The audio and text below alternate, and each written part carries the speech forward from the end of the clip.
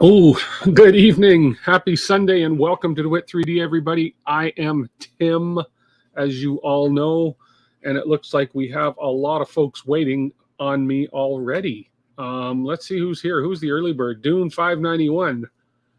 Oh, Jose Ferreira, 12:47 p.m. Really? Live in 3 days. Well, I'm live now. Richard First Lair, hello, sir. Welcome. Brendan Wilson, Joe Velasco. James L. Richard says, it's been so long since I was here. I feel this is my first time, even though I was with DeWitt yesterday. You were. Richard was over here yesterday helping me with my lights and my cameras and my microphone. And he is the reason I'm able to wear white today, believe it or not. I couldn't wear a white shirt on stream because it would blow everything out. It would mess with all the exposures on the camera and it would take everything all out of whack. And I can wear white now, which I like. So this is awesome. So thank you so much, Richard, for that. Then we have Logan. We have BB's 3D. Hello, BB's 3D. And JokerNet is here. Hit that thumbs up for me, guys. Yes, for sure. Do that. I appreciate it. Hello, Jose Ferreira. Yes, NH3D. I almost want to say NHL 3D, but NH3D. And Ricky B is here and still in the hospital, but going home tomorrow. Good to hear, Ricky. Good to hear. That's good. So I hope you're doing much better. So we are going to talk about, well, we're not going to talk about, we're going to work on tonight belts. We are going to be working on this puppy oh, wrong button. Look at that. See, I'm getting used to all my new positions. We're going to be working on this guy, which is, we still haven't given an official name, Rainbow Trident, Crayola Trident, Skittles Trident, whatever you want to call it. But we're going to be working on this. As you know, last week when we left off, we were basically getting the gantry all squared up, and it is just moving like butter. Like it is moving perfectly. We are not racking at all on this. It is phenomenal. So we are going to be working on putting belts on today, belts and hopefully beds, and hopefully we get a little bit more done after that. So let's see how it goes. So because of a little bit of a much better lighting situation in here, and these hand gestures are going to drive me nuts. I got this one little camera that does, every time I raise my hands to talk with my hands, it does something. And it drives me bananas. There we go. Turned it off. It wanted to follow my face everywhere I went, which is probably not a bad thing to do. But anyways, so we have a few different views for you today. I've got the quad view, which is basically going to give you a view from this desktop camera right here, pointing up at what I'm doing. We have an overhead camera here. And of course, where you're seeing me sit right now, we would switch to this view here. Now, I know those of you that are watching on mobile devices, it makes everything kind of small. So I'm going to kind of switch it up between different things as we go, depending on what we're working on specifically. But running belts is just basically a matter of running the two Core XY belts. Well, we're going to run the one, then we take it out, then we cut the other one to the exact length, and then we run the belts, and then we attach them to the X gantry, et cetera, et cetera. So why don't we get at it at this moment right now? But I'm going to take a drink of water first. Oh, because I am thirsty tonight, but man, I'm pumped and ready to go. So last week we left off at, basically we had finished X-axis squaring, or X-axis squaring. We finished off. We're moving on to the belts. And now we have to, this just explains about the Voron belt path and what it's all about, the Core XY belt path.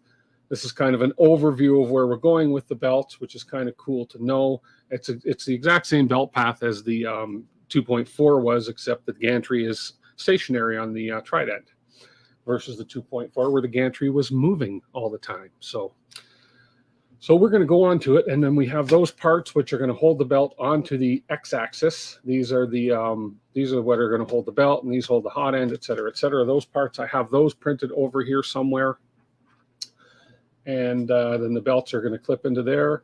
And so here we go. We have the A belt, and then we have the A belt path showing. So I'm going to work off of this kind of right here as an overview of doing the belt. So let's go ahead and switch to this view here. And we'll move this camera over to here. Let's get going on working on the belts, shall we? I'm going to open the belts. Well, you kind of can't see me working right here, but actually, you know what we'll do? Well, first of all, we'll put this bottom camera down here because you're kind of talking to nothing if I'm just sitting here talking. So these are 6mm Gates belts. Gates open belt 2GT 6mm by Gates. Good belts, etc. So we're going to take a piece of the belt and we're going to follow the instructions here. So I thought to myself, gee, it's going to be easy to run this belt. I've run a few of them already with the small builds and the 2.4, but you know, always good to follow the instructions on screen. So we start. We're going to come in. Let's start in this one. So the belt that's going to come from. I'm going to switch this camera over now since I am standing up. Okay, we're working on a new microphone today too, so let me know if you can hear me. I did some tests and this mic should pick me up perfect everywhere. An amazing microphone my good friend Richard has let me use. So the belt on the right, we're going to come through here. We're going to come up. And we're coming... I've got to make sure we go the right way. So we have the gear. Is this the bottom one or the top one? I think this is the bottom belt. I'm just looking at the instructions very clearly here. I am being very careful because I have a tendency to make an error now and then. Nah, you don't, do you? Yes, I do.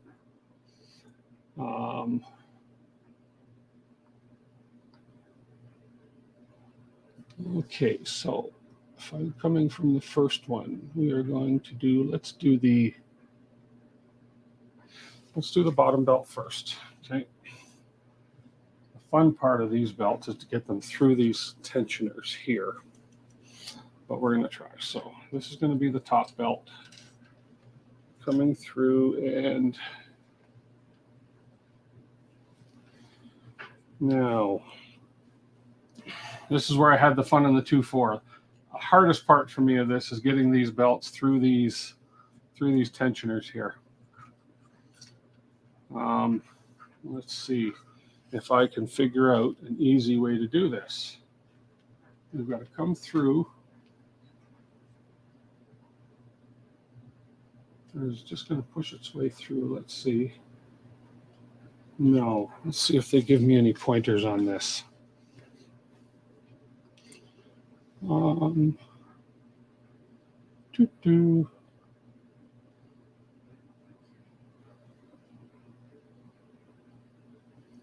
Yeah, we've got to come. Okay, well, let's look at the A belt. Where are we going first with the A belt?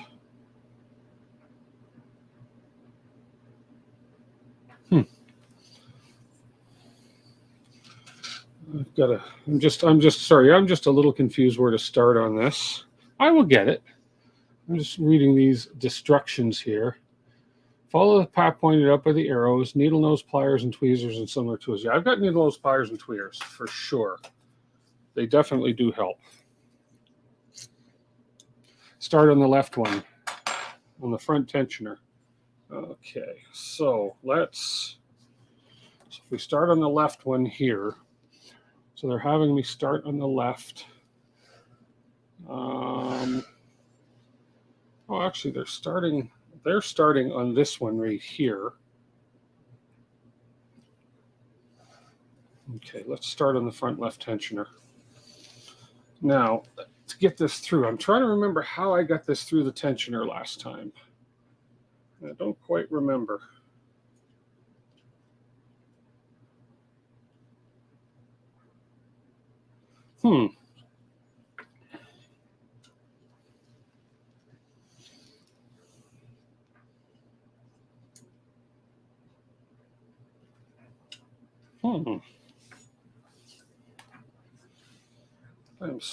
Just give me a sec. Let me look at this. So we're going to go inside and then outside and back through. Okay.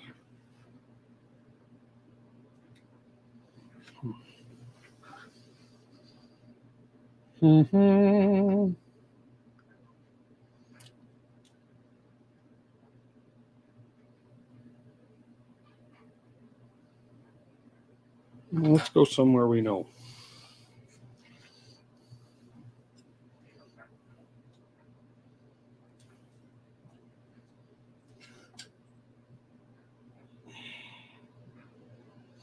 I used a zip tie at one point, yeah, and that's probably what I'll end up doing again. I'm going to just start on the left side. I'm going to go to the back first, just because.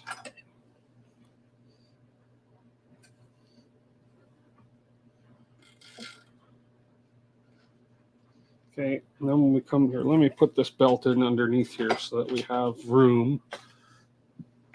And then, where's my overview? Inside, go to the back. And this one's going to come right around.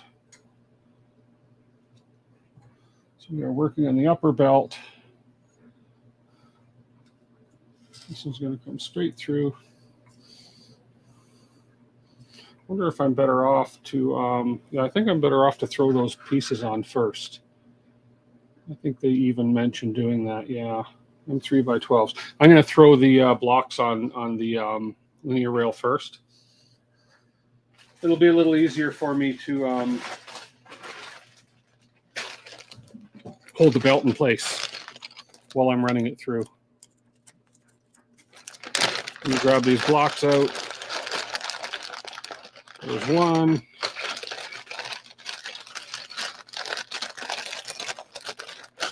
Here's the second one. I put all my parts in the bag because I tended to drop them on the floor. And if they're in the bag, I'm a little safer. So okay, so we have these two pieces. So we're gonna put these guys on, just so that we can keep more control of the belt. And I think it's at M312s socket head, which we have right here, and that'll go in. Let's see. So the first one is.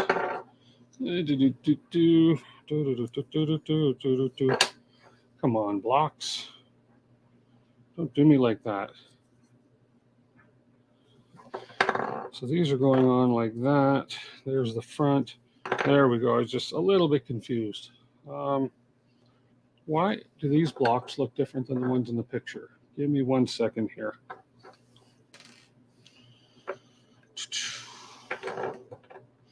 I am starting off with a little bit of a oomph here.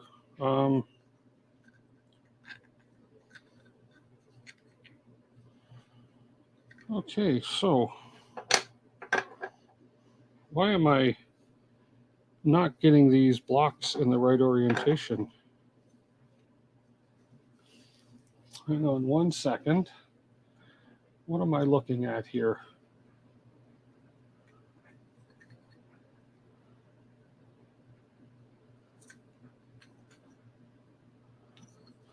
That's down, that's down. We're up like this.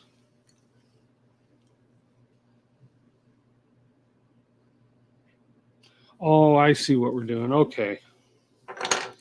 Okie doke. No, I'm gonna leave these for now. I gotta put those two screws in where the hot end rests, etc. So we're just gonna continue feeding the belts here. Sorry about that, folks. I'm just a little bit confused. But for now, I'm going to get this path done. This is the upper. Coming all the way across the back. And then on this one, let me go back to this drawing. And we're going through the motor. So on the back here, we're going through the motor. Hey, Zexelter, how are you? I'm doing belts. The fun part. Thing is, you got to put this belt in, then you got to take it all apart again, because you get the measurement. There, they're around that motor, the top motor.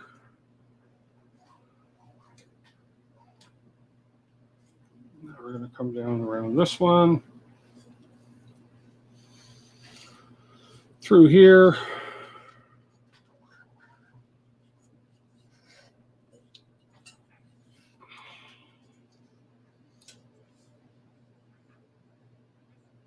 All the way through here.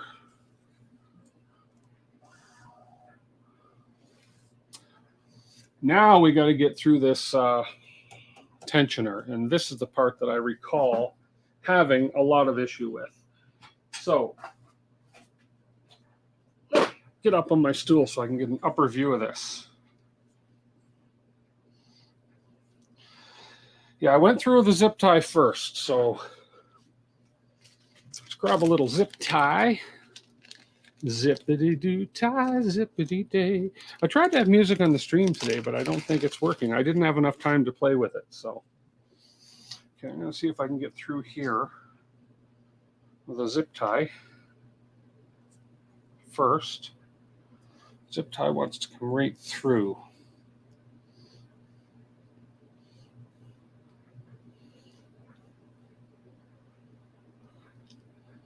Okay, let me give the tip of this zip tie a bit of a curl.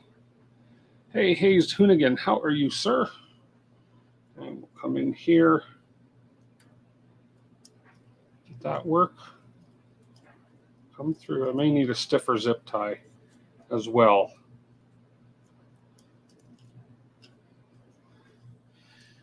That is not coming through. Oh, it did come through. Okay, that zip tie made it through. Okay, so let's see if I can get the belt to follow the zip tie.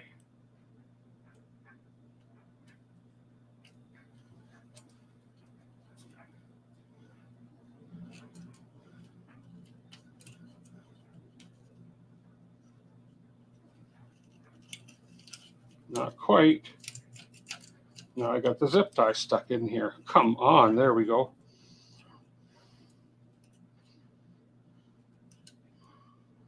Okay, let's try this again. This is the patience. This is the patience test.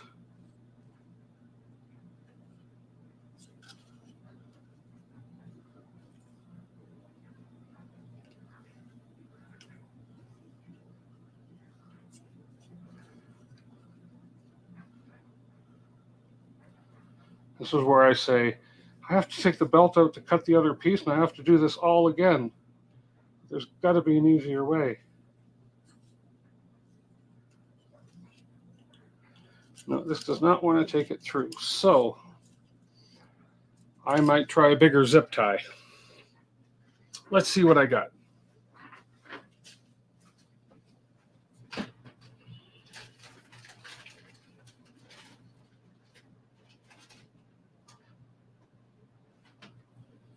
Okay, we got a little bigger here.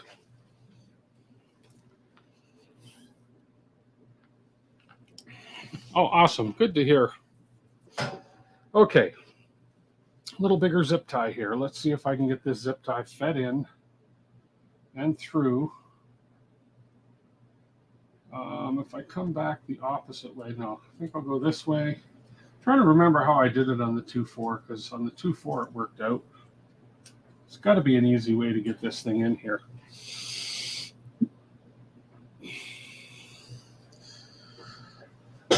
To me, this is the hardest part of these builds, is running these belts. See, that sneaked out that corner. Little bugger. You're not supposed to come out that way. You're supposed to come out the front. No, not that way. So now if I take my tweezers and we tell it, kind of force it in. No. Son of a gun. I'm tall. Okay. Okay, let's go backwards. Let's go back. Let's go from front to back and see if I can get the zip tie to run that way. No, then you want to run out the back. You little BS. You little nice little thing.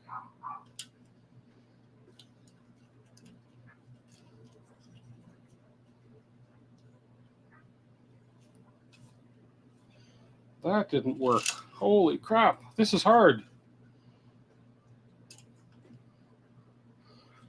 Can't they come up with an easier way to do this?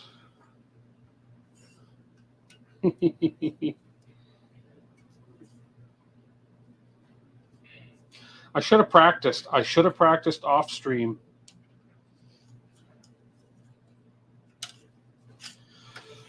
Okay.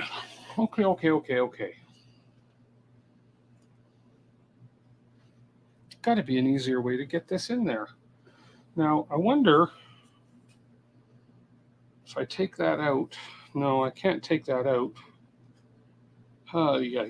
Let's see. Let's try the little zip tie again. Little one, at least I got it all the way through the path. Okay. Except this time I'm going to try and go backwards with it.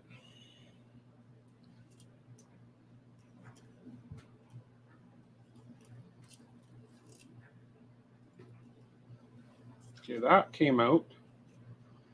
So now the belt, if you follow the path of this little zip tie, some thin Twizzlers and a lot of, yeah, it takes a lot of patience. It really does, I know that.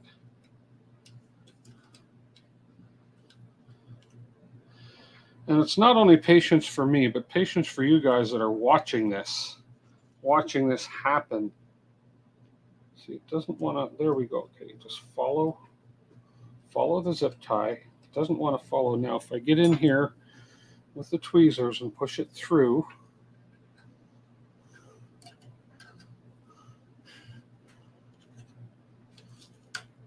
let me move this, there we go. Let me move that tensioner a little bit.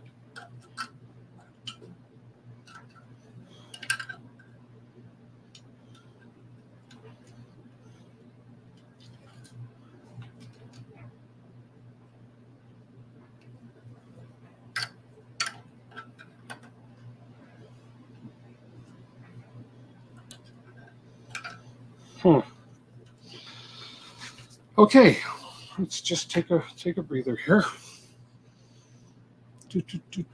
Up and around.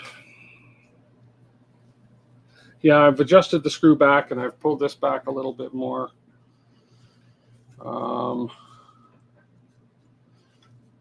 There we go. And okay, so we got tons of room up front.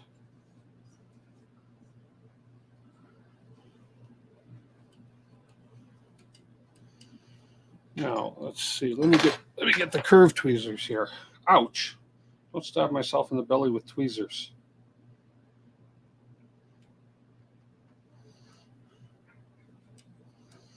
Okay,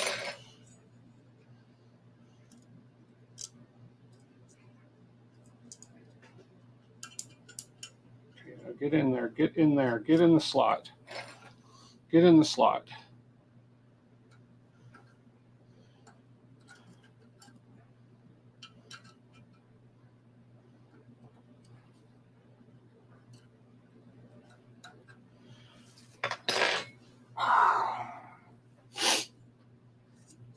Okay.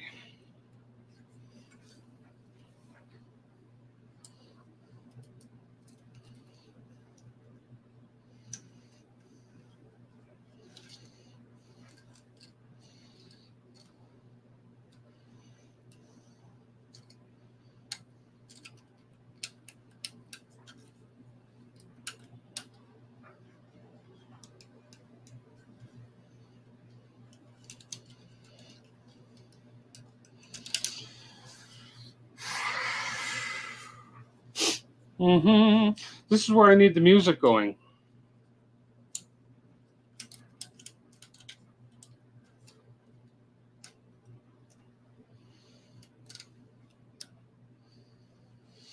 Why do you want to keep coming out that way, you stupid little thing? Cooperate with me here. Come on, I'm being patient.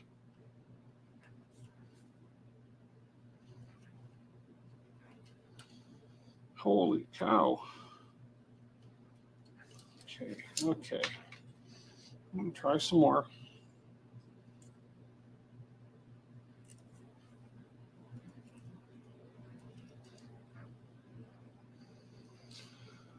Keep trying. This could be the whole stream. I wonder if I let's try something here. Let's try something.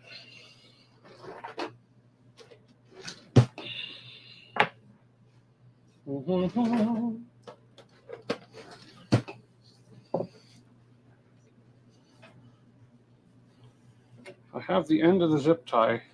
The zip ties through. We're going to try a little trick here.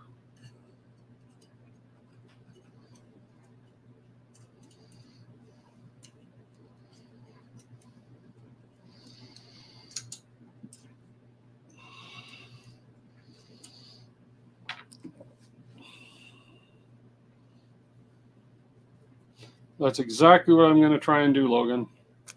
Hey, Paul Cumber. I'm going to tape the end of the belt to the zip tie and see if I can pull it through with the zip tie. That's what I'm going to try and do. There's not much room in there to move, though, so I can't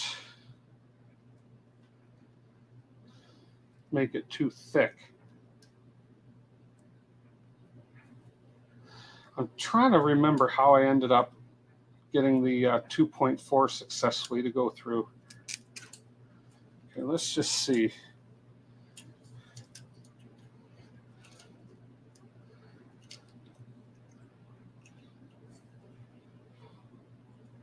There we go.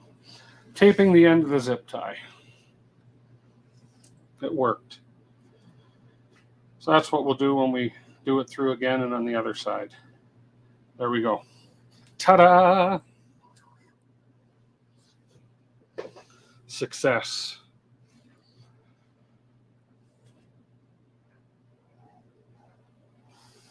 And we come around this top gear here.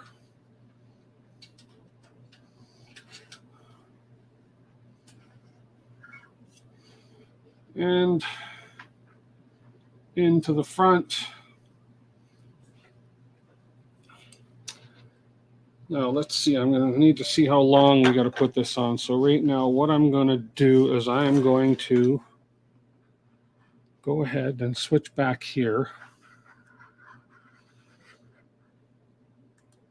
And we're going to put the blocks on so that I can get the proper length on the belt. And then I can use that as a guide to cut the other side of the belt. Sorry, that took so long. That took too long. But the taping method should work on the other side. So what we want to do down here, let me switch you guys to my desktop view here. Let me move this guy back out of the way a bit. There we go. So what we want to do on this one is, where's that drawing so I don't get the wrong spot? So we're going to thread these M312s into here, and those are just going to be bitten in with plastic. Okay.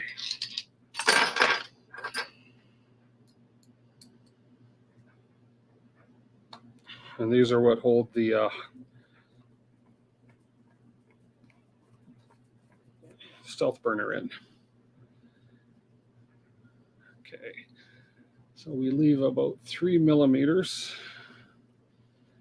We can measure that after, but we want to leave a 3 millimeter gap of the threading showing on that.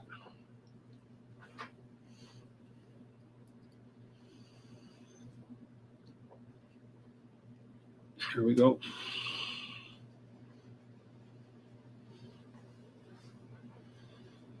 And that gap is just so that when you put the when you're putting the hot end all together, that's where the front end of the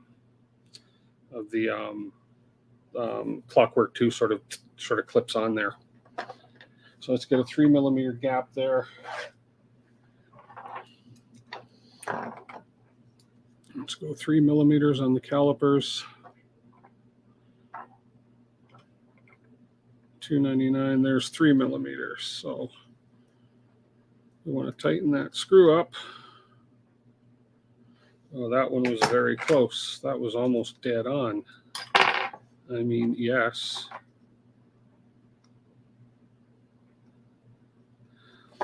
That one's good.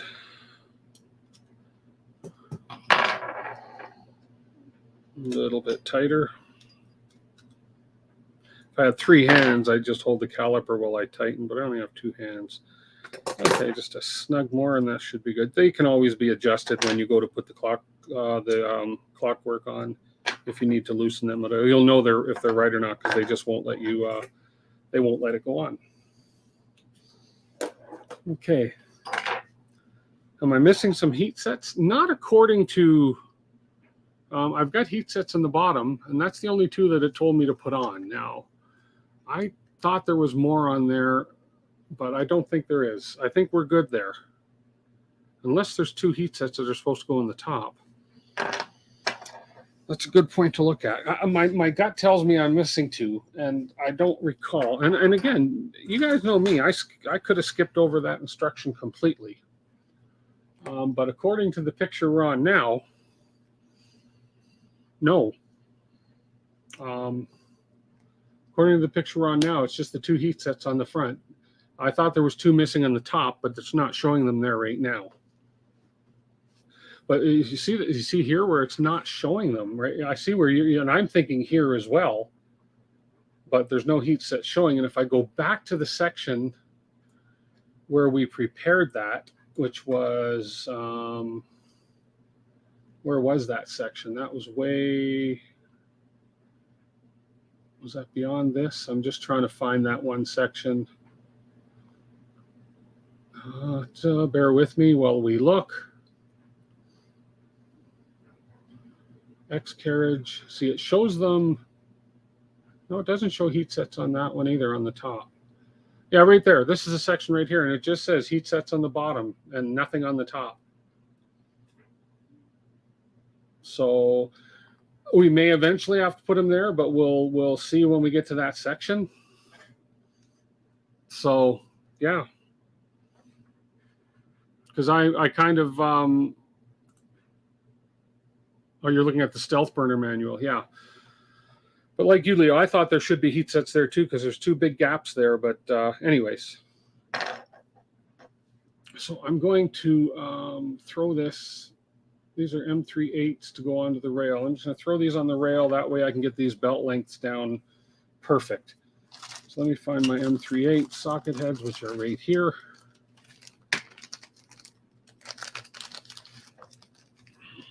So we're going to want 4 of these eventually, but 2, just 2 for now. 2, 2, 3, 4. There we go.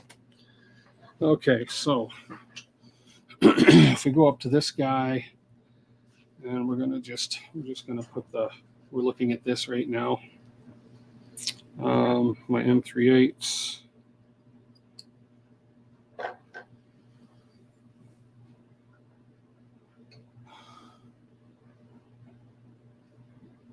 There we go.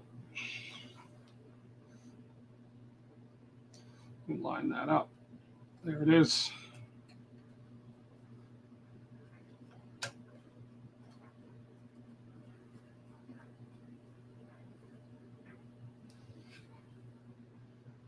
Okay, there's that one. I'm not gonna tighten these overly tight right now.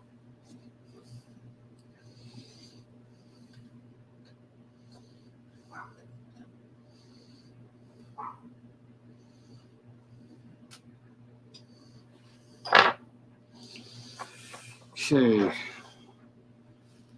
And then this guy, is that going to allow me room to move the belts in? It is. Okay, good.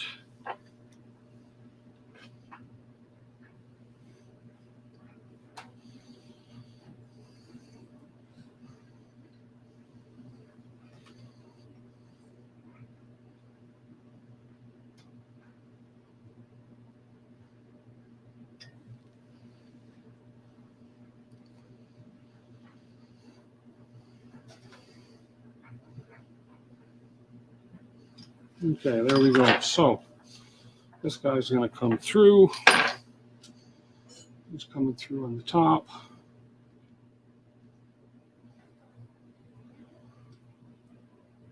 Tightened him down too tight.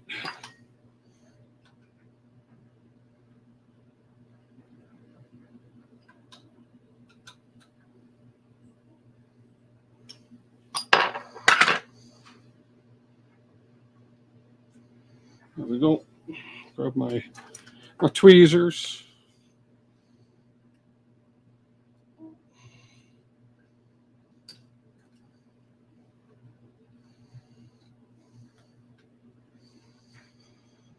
So he needs to come through about that much. Pull the belt. This guy, so he's going to come through just so he's even with the end of this. Now I should retension. No, I don't need to retension this. I should at least make sure that's in place though. This guy here. So he's about midway. I pulled him right out of his nut. Or no, I didn't. He's not in the nut. He's just sitting in there. So I need to give him about halfway.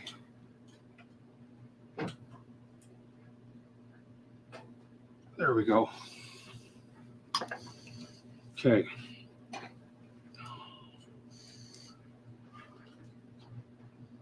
This guy's sitting flush right there. Now I'm just going to cut this guy a little longer than he has to be, then I'll trim him once I get him through there. There's lots of extra belt.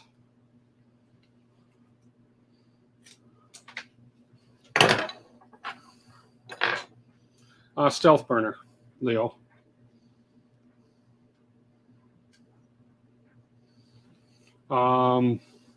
Yeah, I probably need them in there as stealth burner. I'm going to be taking them out again anyways. I got to look at the stealth burner manual and see that. But this is the stealth burner part.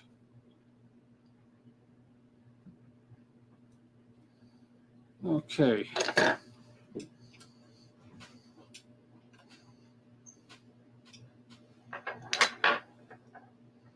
Yeah, I think you're right. I'm going to need those heat sinks in there for the...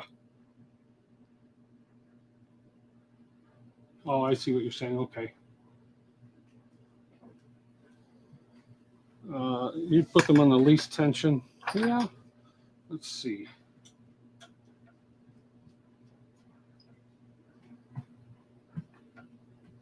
Yeah, I'll go pretty close to the end there. I got to take this one out anyways to run that belt. It'll be easier. There we go. Okay. So now I just need to get this other belt through here. Come on.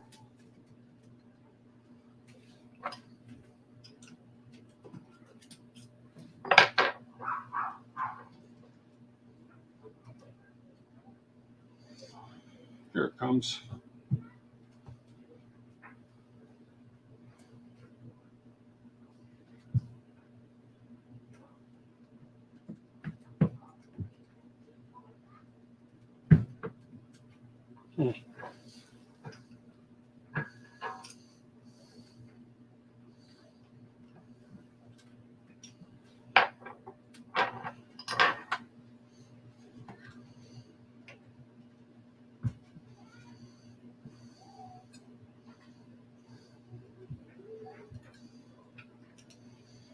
Come on.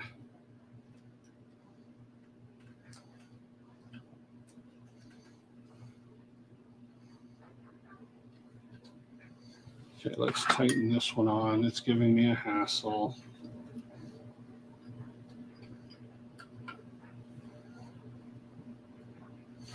After this one, it'll be 4 if you include the 0 ones.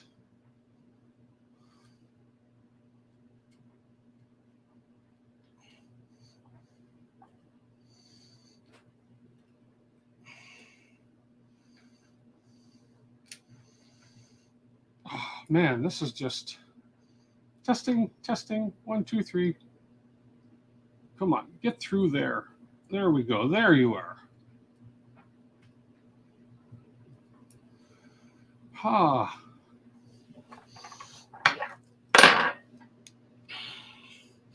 I'll switch the overhead. It'll be a little easier to see what I'm dealing with here. That way I don't have to worry about blocking the camera.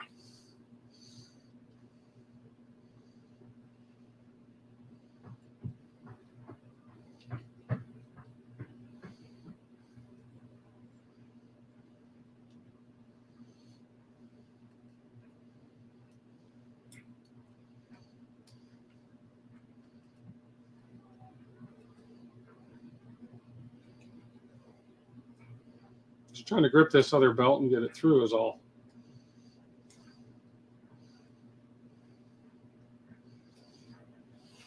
These tweezers suck. Let me try these other ones and see if they're any better. I can't grip anything with those tweezers. That's half the battle.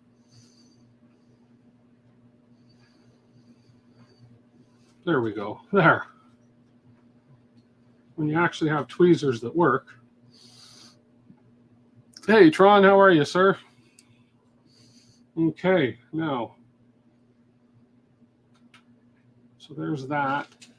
Now I just got to make sure, see, we're not lined up all along the path. So for now, I'm just going to snug this on here.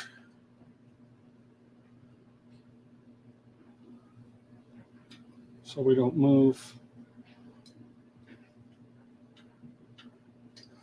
And just make sure that the belt path is all clean. And that way I can get my length. I might just run the other one. And just feel the tension by hand. They say to pull it out and ensure you got the same length on the other belt. I didn't do that on the 2-1 and it worked fine. It's such a hassle to have to pull this belt out and rerun it again. So I may just cheat and do it the way I've done it. Okay. So there we are. So we have that motion. We were good here. So we're very loose. So if I tension this one a little bit more, it is colorful, isn't it? I'll give it that. What do you think? Should I pull the belt out and get the measurement, or should I just run the other belt? I really hate to pull it out after all that hassle. I don't know. I don't know.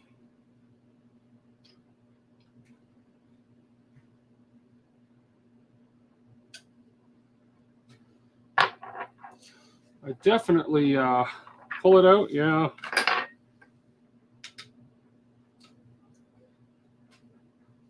Let's see how long I got to get this. This there.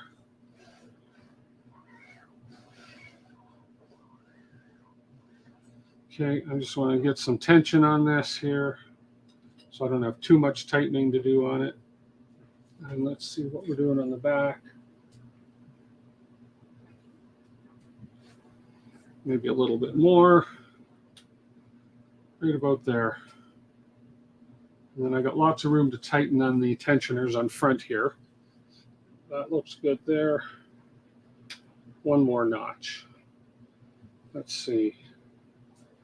Make sure I've got my belt path is clean. I've got nothing riding on top of the bearing edges. And I've got some decent tension there. Oh, just loosened it a bit. There we go. Okay, I think I'm good there. So let me snug this down.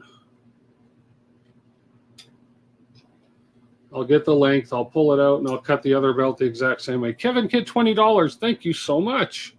I appreciate that, Mr. Kidd, and welcome. Where is all the hot pink? I'm wearing hot pink underwear. No, I'm not. No, I'm not. I'm just kidding. Oh, where's all the hot pink? That's one color I didn't have in this build, was the pink. So, you know, these are tensioned. Is it going to be easy to get these, to pull it through this thing after? Well, it's going to have to be, right? So, so now if I, okay, if I snip off now these, so they're the same length, we're just going to do it because I've got extra belt if I really mess up, but there we go. So there's the belt to the perfect length. And so now we will, let's just have a quick peek ahead in the book here. What we're doing here, we're doing that there, that there. You know, see, they say to cut the belts after. I shouldn't have cut the belt right now. I should have waited to cut it. Dang, yeah. I should have cut it after. I love it. That's okay. You got some KVP Jade Hot Pink. I know I shouldn't have cut the excess. I needed it to reinsert the belt. I just realized that. So I'm going to that excess I just cut. That excess I just cut. Let's see. Right here. like the fool I am, I'm just going to add that to the length of the belt when I do the other piece. There is enough in here to make three belts. So yeah, I should not have cut that piece. So remember, don't cut that piece. I just wasted a spare length of belt. So we're going to take this apart now. Yeah, 10 to 15 more teeth in this one. Exactly. Yeah. You ever do that, though? You do something, and then as soon as you do it, you get this gut feeling going, I shouldn't have done that. I really shouldn't have done that. And that was me just then. As I'm thinking, how the heck am I going to feed these through with under tension? And yeah, but that was me just then, so that's okay. Oh, thanks, Polymaker. Hey, Nicholas, it is coming out beautiful, isn't it? I can't wait to see it all come together. So here we go. I hate like heck to pull this out of here, but I have to. I got to pull the belt out and get the length. But we know how to feed it now. There we go. Okay, so can't believe I did that. So here we have our belt. I cut the excess off, and I shouldn't have. So, okay. So now we're going to do this, and we're going to add this little length to it, which is the length I cut off. So it's okay. As long as both the belts are the same length, we're good. So we're going to come up, and I'm holding tight so we don't slip.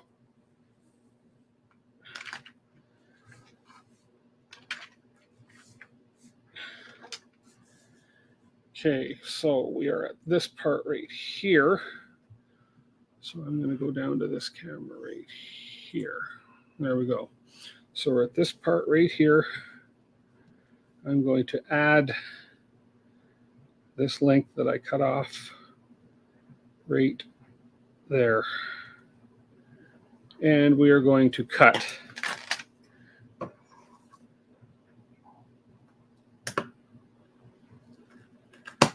Right there. So I have a spare short belt for something. That'd work on the zeros, on the 01s. So we'll keep that. And fortunately, as I say, there's enough belt. They give you plenty of belt with these LDO kits to make a mistake or to do something stupid like I just did. So now we're going to measure and get the second belt out here. And fortunately, buying belt doesn't break the bank, so it's always good to have a spare set of belts on hand for your printers anyways. Matter of fact, there we go. And there's the length right there. There we have two belts exactly the same. And I wouldn't be surprised if there's enough. I'm just curious. I wouldn't be surprised if LDO supplied enough to give you a full spare set of belts. Let's just have a look at this one just for fun. Let's see if it is long enough to make another belt.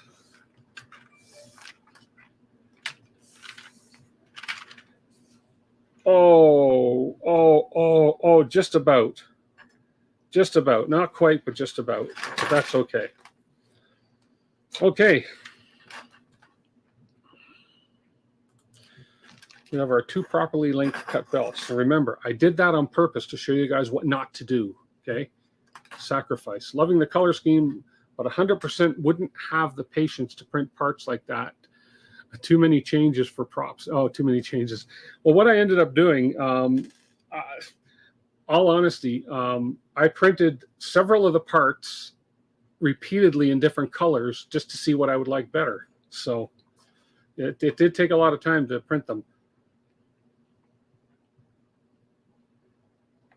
Mesh the teeth to measure belt lengths. Oh, okay. Let me see what these two, if they came out the same. Although you're going to be off by just a hair if you mesh the teeth. Well, you'll be off by one tooth. Oh, no, that's not true. You won't. Let's see how I did without meshing the teeth. Meshing the teeth. Hey, off axis, how are you, Marcel? Okay, Tron, thanks for popping in. I appreciate that. Have yourself a wonderful evening. And towards the end with the mesh teeth. Ooh, I was off by one tooth. Okay, one tooth. Where is it? I cut it down here. One tooth. I think it fell on the floor. Okay, now I got to run these darn nice belts again, don't I? I'm going to start with the hard one. Audio video is out of sync. Okay, are you watching, Richard? See, looks like you're having some audio sync issues. Yes, that's going to be fixed, right, Richard? That's going to be fixed with whatchamacallit. Let me go ahead and OBS fix this. You're going to lose my video for a moment. Where is my mouse? It's a problem with having such a big screen is you can lose your mouse easy. Okay, OBS is going out for a moment. So video's out for a little bit, and then it'll be up in about 5 seconds. 1, 1,000. 2, 1,000. 3, excuse me, 1,000. 4, I don't need to update. Skip version. Remind me later. I'm only supposed to be out for a second and then start virtual camera. I should be back up with video. And let's tell me if how's my syncing now? Oh, yeah.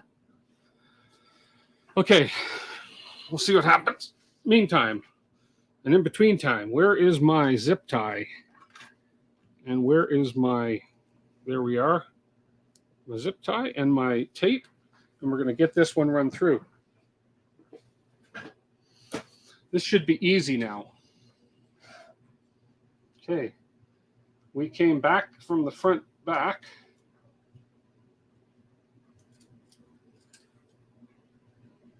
Like that. Perfect. Oh, we got to give the camera. Let's switch the camera here so you see what I'm doing. Dang.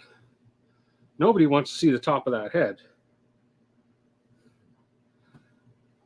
Yes, we are going to fix that very soon. Then the belt. There's my belt. Make sure I'm coming through the right way. I should be coming through. So this belt is going to come through on the top with the teeth. There we go. I started from the other side on this one, didn't I? Yeah. Because this is going to come through this way. Don't mix these up. Let's see.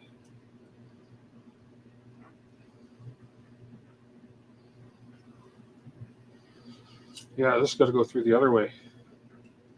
Did I do the other side first last time? This is coming through top. And it's going to come through and back around. Okay, yeah, so I got to come through this way.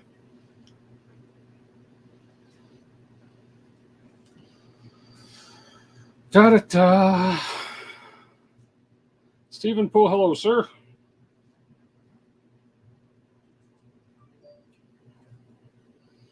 Oh, come on.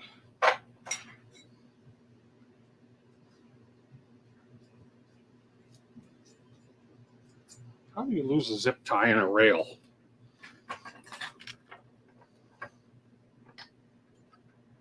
Very easily, obviously.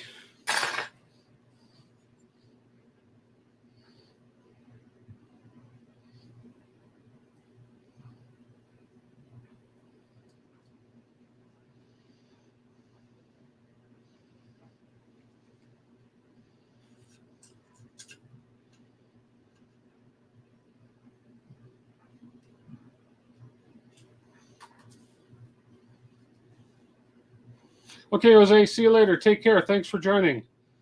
I appreciate it's very late where you are from.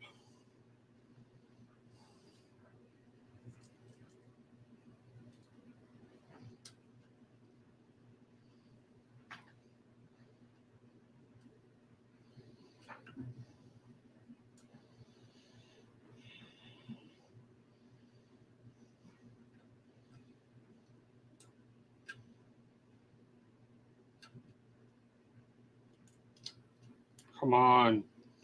You got in there last time, no problem. Oh. Man, I love these builds. As I say, this is the hardest part for me. I have big hands. It's a very testing part of the build for my patience.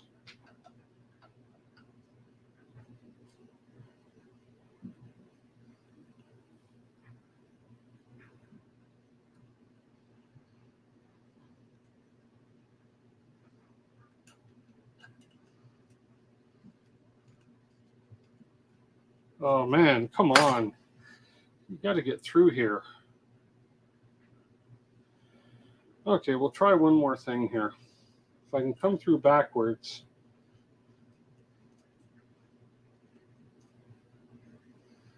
Like I did last time, but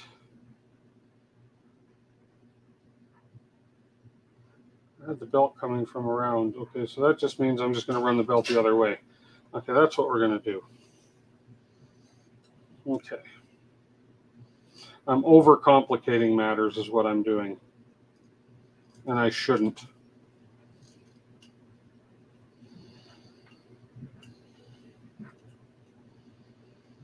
Tape that on there. See if we can't pull it through again. Oh, come on. Come on.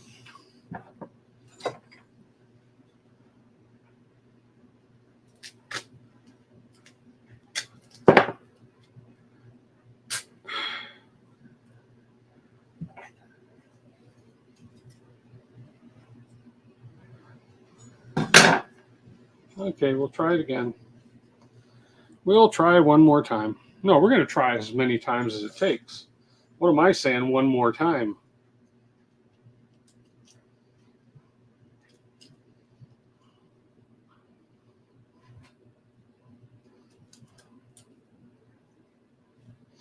Oh, boy. Oh, boy.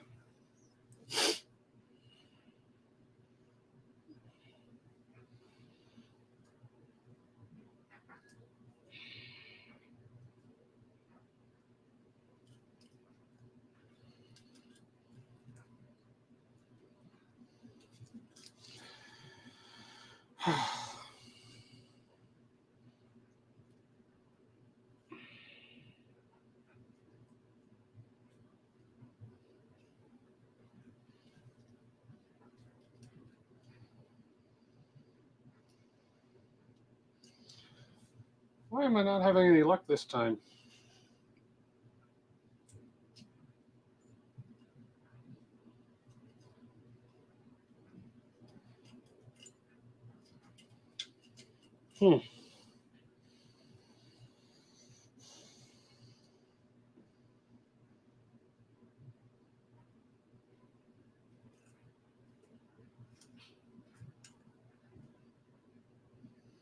There we go. Okay. Let's tape it on.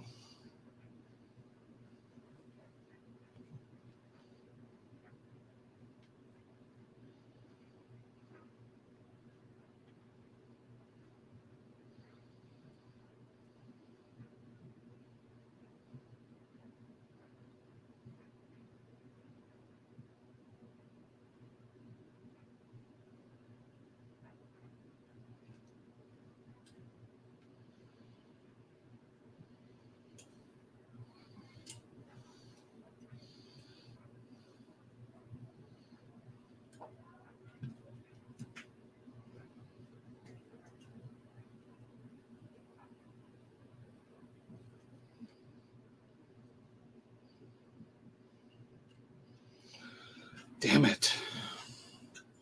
I mean, darn it. Sorry, guys. This is your entertainment for the night. Watching me struggle with this thing.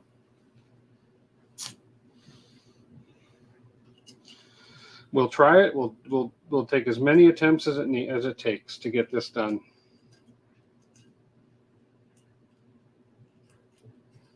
This is part of the build experience. both watching and doing. Bah. It worked last time, so it's got to work this time.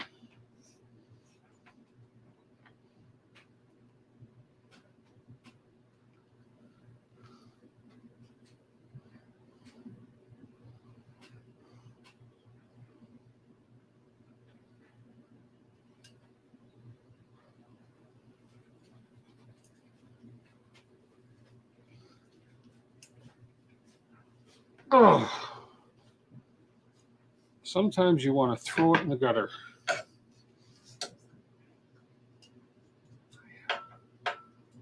Okay. Maybe sixth time will be a charm. It's okay. Thank you. I have dinner.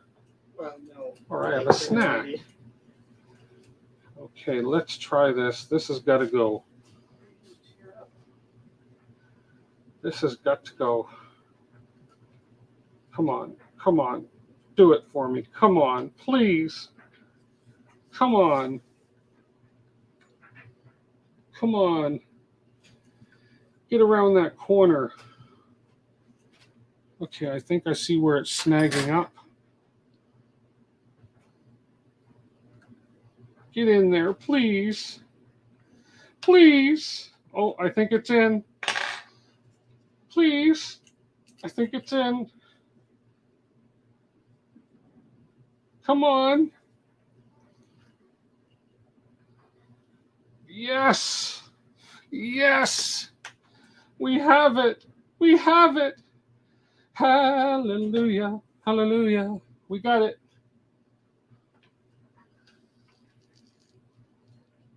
Okay. Whew.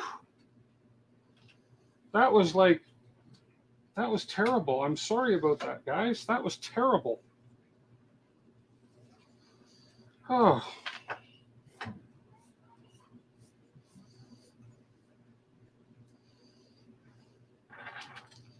But we got it. We got it going. Okay, so here, just the rest of that stuff can fall on the floor. Oh, I got a nice cold drink here. Oh, lovely Maria just brought me some snacks. Okay. Now we can come around, come through the back pulley like this. Oh, there we go. Look at that. Look at that. Woohoo. Okay. This one goes up around the motor.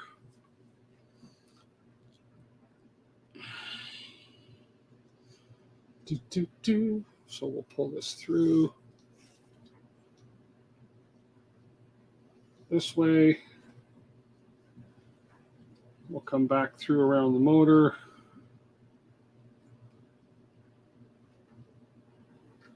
And then around this pulley in here. There we go. Then we come around back.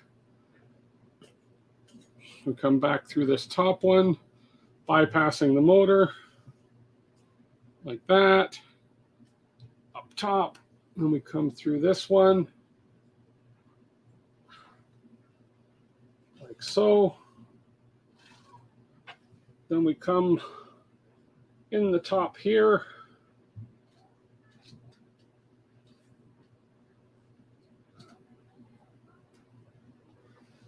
Tweezers. There we go. Except you go up top. Come on, get up top. Don't be a Timmy. Get up top.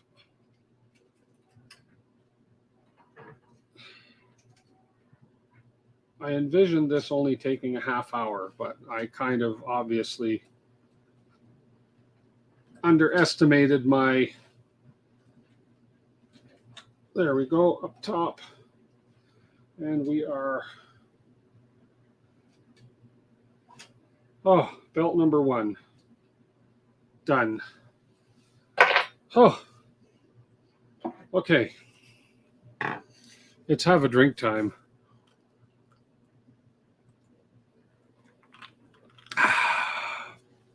Okay. What do you say What do you say we make belt number 2 a whole lot easier? What do you say we have a positive attitude and say that belt number 2 is going to happen in the next, it'll be a 3-minute loop.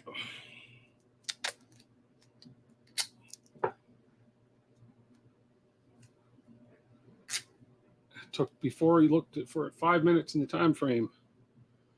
Okay, so this guy, there's the tape for that next one. Okay, let's get right at it. I just want to get the belts in. Belt number 2, and we're going to start with the hardest part right here. And we're going to make it the easiest part.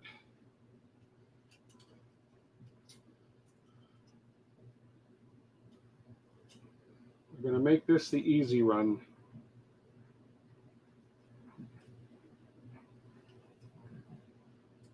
Okay.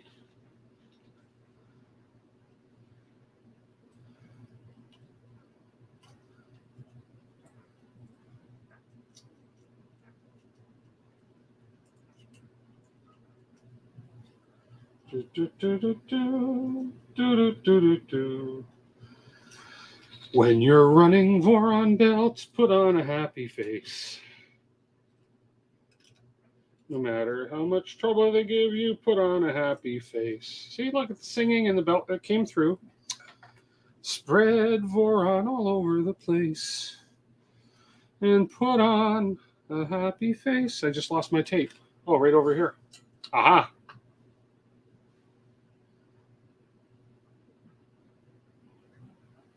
Oh boy, I'd have to look into those. So I got the Creator, I've got the Flashforge Creator 3. That's a tough choice. $7.99, regular $7.99 for $5.49. Huh.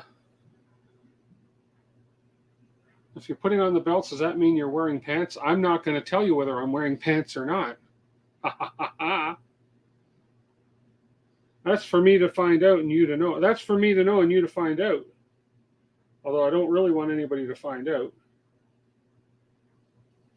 Theoretically, I could be doing the whole stream pantless. Okay, that's on there. We'll give you one loop down there. There we go. We snip off the excess tape. There we go. And then we sort of pray to the belt gods that this goes through.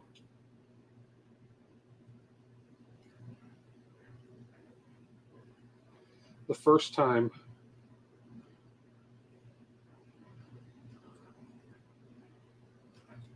And it didn't. That's okay. That's okay. I think I might want to come through backwards on this one anyways. Oh, okay. Let's pick another angle, shall we? What if I try going through the opposite way on this one?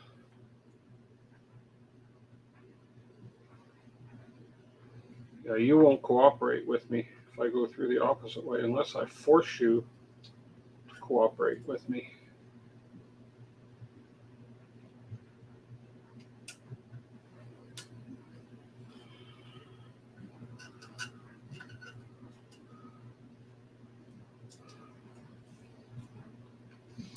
You're supposed to be on the bottom, you know that, number 1.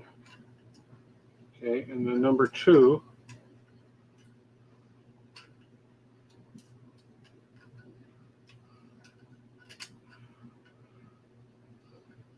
you're supposed to go in there.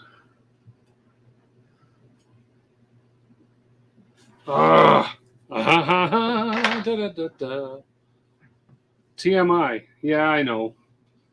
Blame Zenbender. He started it. Okay.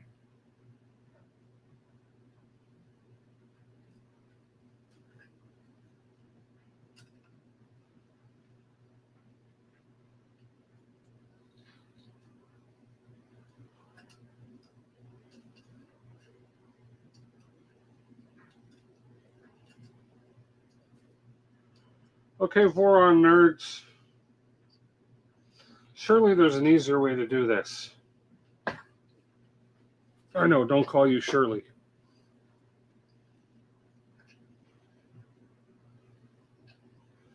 Holy crap.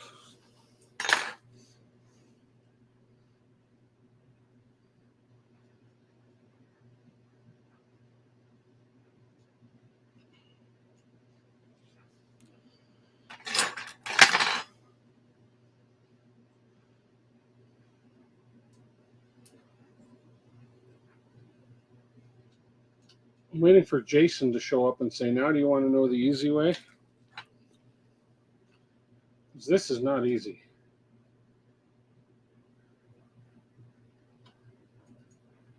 I'm having trouble running the zip tie alone right now. That's okay. Okay, well.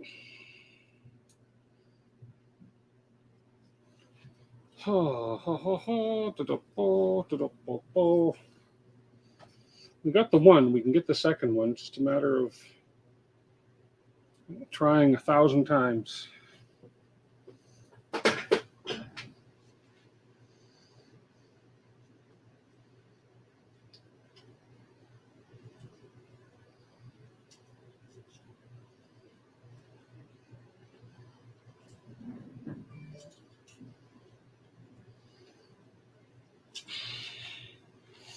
Okay, well, I'm gonna, not that I'm superstitious, but I'm gonna take a new zip tie.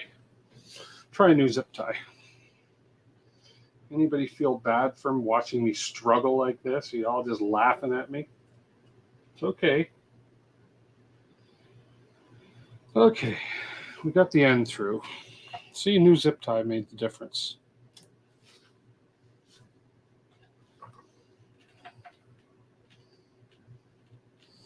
Let's get it on. Let's get it on here, shall we? Let's get it on.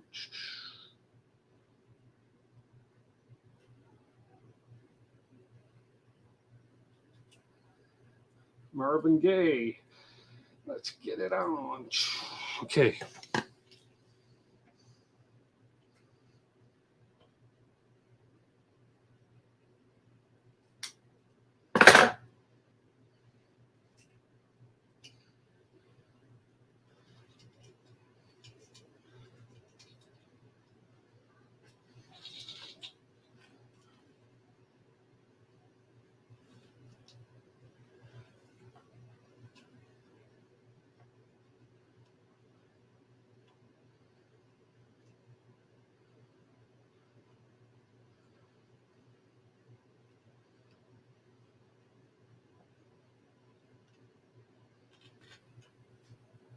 Okay, I can see it. If I can get it pushed in through here, I think we'll make it. If I can get you through here. Now,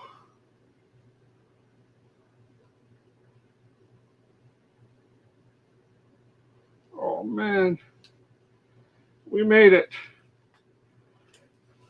Looks like we made it. I got it. Oh, I got it.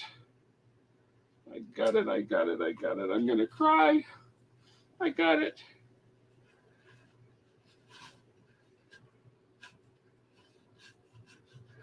There we go.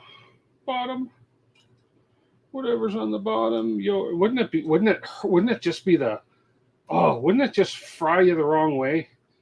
You get it like this. Wow, and I couldn't get it to go otherwise, Leo.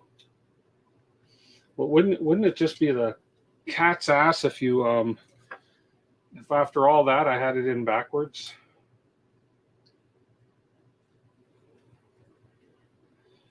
Oh man, okay, come through. So we have the bottom one through here. There we go. Oh, that was painful. I'm going to admit that was painful. Probably just as painful for you guys to watch, and I apologize for all that.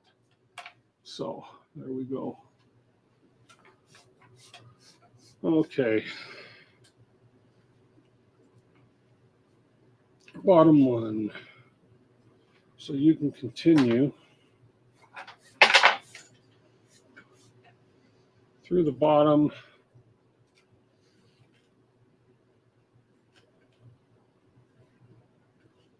Should have put the bottom one on first. Ah, what the heck.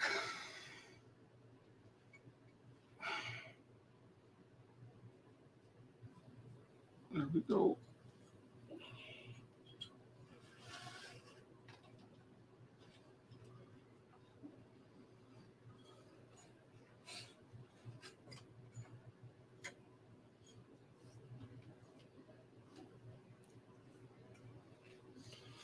Fix it to the carriage before I pull it out. Actually, good.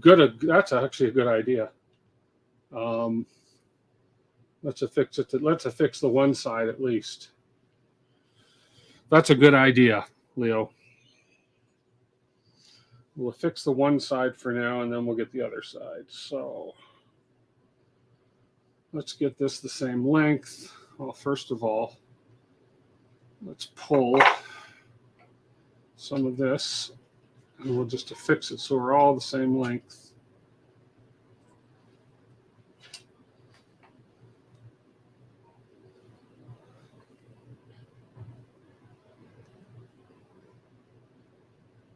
There we are.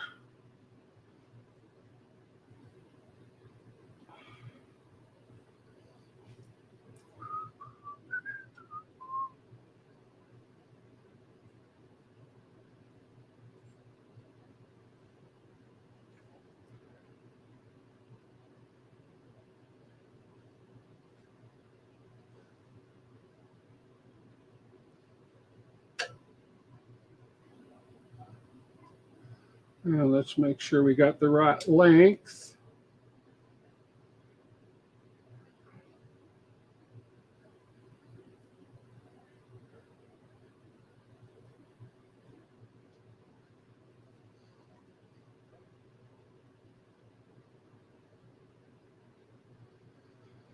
I just need to grab a drink.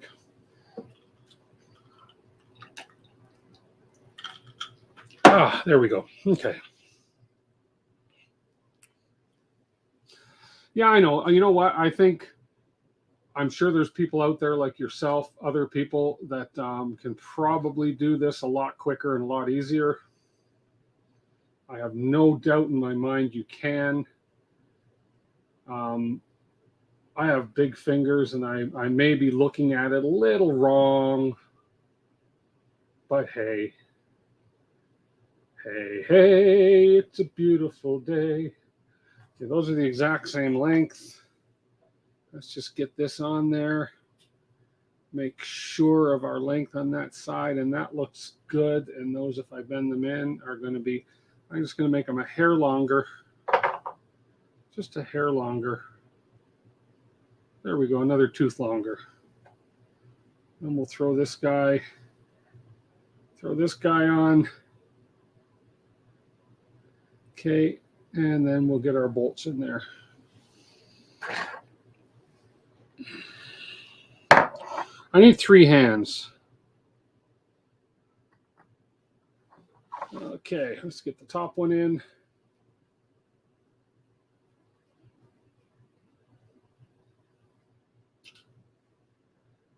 Okay, let's get the bottom one in. That's actually a great idea to affix this first before I pull them through. That way, I've got the long end on the other side, and I can make them exactly the same length. And then we know that we have the same length on both sides.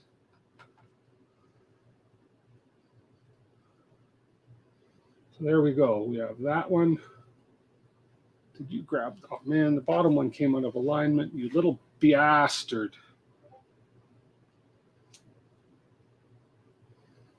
There we go. Stay in your groove. Stay in your respective groove.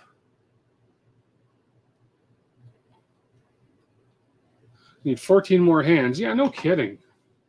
Sometimes it's just a matter of not having enough hands to work in a small area. Okay, that's good there. Perfect. So we're fixed on this side.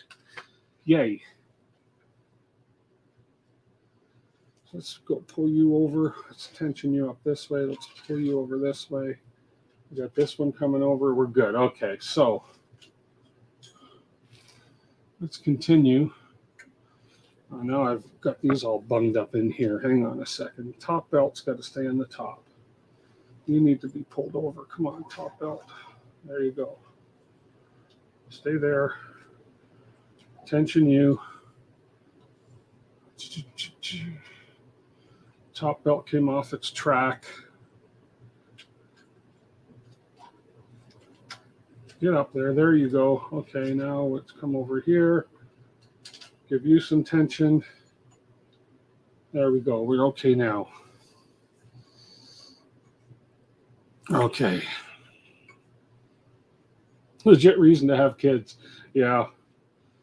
You're on the top. Okay, bottom belt, you're coming through here. Come on, come on. You can do it. Get up here. Get up in here and through here. There we go. Now we got to go through the motor. Let's give you some more attention. There we go. Come around the belt here, through here. We're good there. Back around the motor, but you got to sneak in the other side here. So I like to come up there and then down through here. Then we go around the motor. There we go. Oh, the sound of that motor going.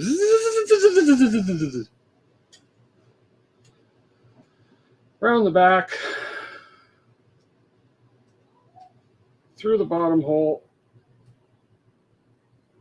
Where are you, belt? There you are. Through the bottom.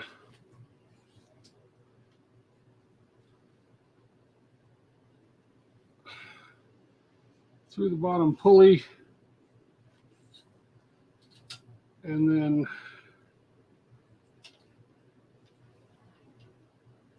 through the bottom. Don't go around this corner. No, don't go back that way.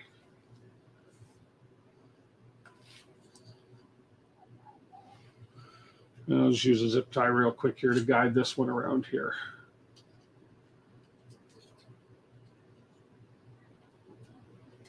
There we go. There. I want you to come through that part right there. This is where my big fingers come in or give me a hindrance. There we go. Got it. Okay, and get around that pulley properly. Okay, there we go. So theoretically,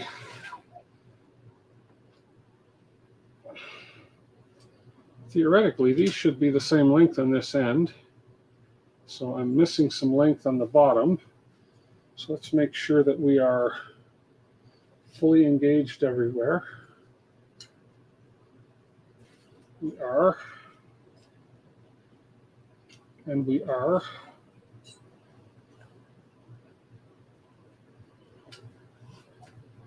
And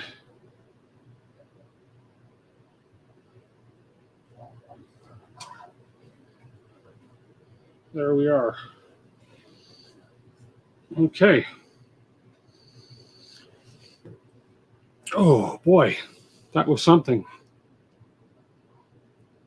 Hard to access but compact. Yeah, once you know what, once you get it done.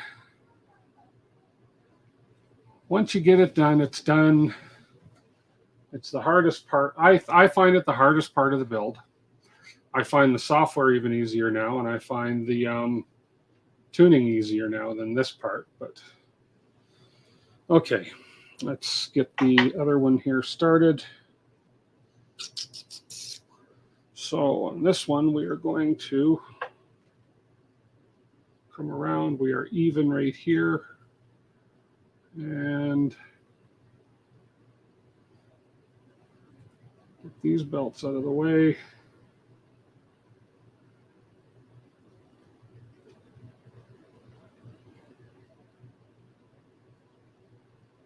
And let's get this on.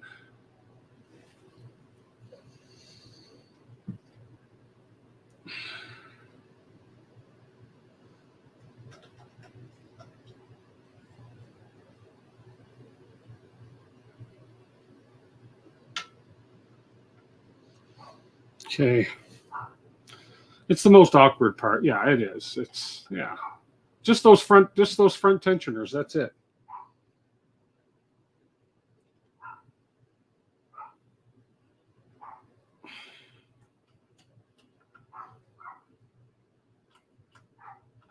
Is that the wrong size? No.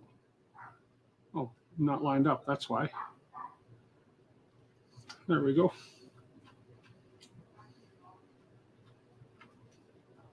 Come on. Not that difficult now. It's because I'm trying to do it left-handed, right? I'm some things I cannot do left-handed, obviously.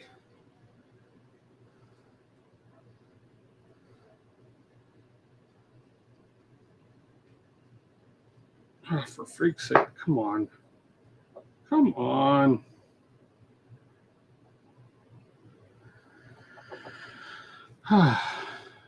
Okay. Are you lined up? You are lined up. There's the first one. TMI. Come on. Get your mind out of the gutter.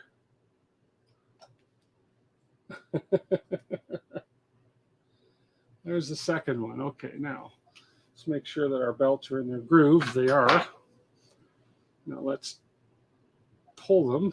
Okay, we got to loosen this off a bit. Loosen this one off a bit. That's okay. We're even now. So 2, 2. No, that was 3.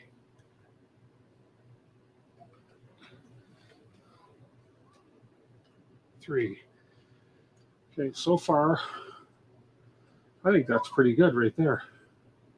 It might even be too tight.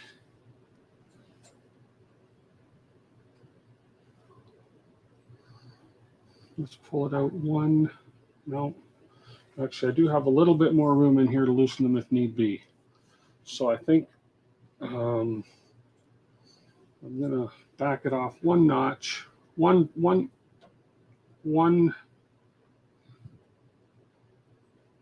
There we go. One tooth.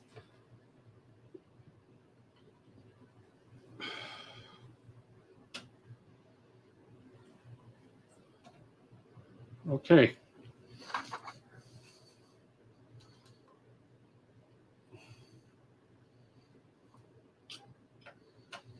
Let's see how we do here. Okay. Tensions feel about the same. I'm going to make sure that nothing has come off its path. And by the way, when you build one of these Lazy Susans make life so much easier. Everything looks like it is lined up on its bearings, on its geared. The extruder motors, the belt motors here, teeth are lined up nicely. Is everything moving fine? Everything is moving good. Everything is moving smoothly. If I go back here, tension there is good. Tension there is good. We are good. We are good. So we're going to snug these right up. And I feel confident in cutting these now. There we go. I can cut the excess for sure now. Let's get the other ones just pulled out here. There we go. And we will just grab our little snippers. And I think I can trim these ones fine. 1, 2. Yep, we're good. So there's some in there. We've got some good, we got decent tension here. We got even tension, top and bottom. They fold out of the way nicely. They do, yeah. Really, they just kind of sit in there and look pretty. So what we have, I'll show you on this other fancy dancy camera. See, this camera just stopped working. What happened to this camera? Hang on one second. Probably because I had to reboot OBS before. If I do that, and I do, man, pain in the butt. This one here, deactivate and activate that camera again. No, we have a problem with that camera. Okay.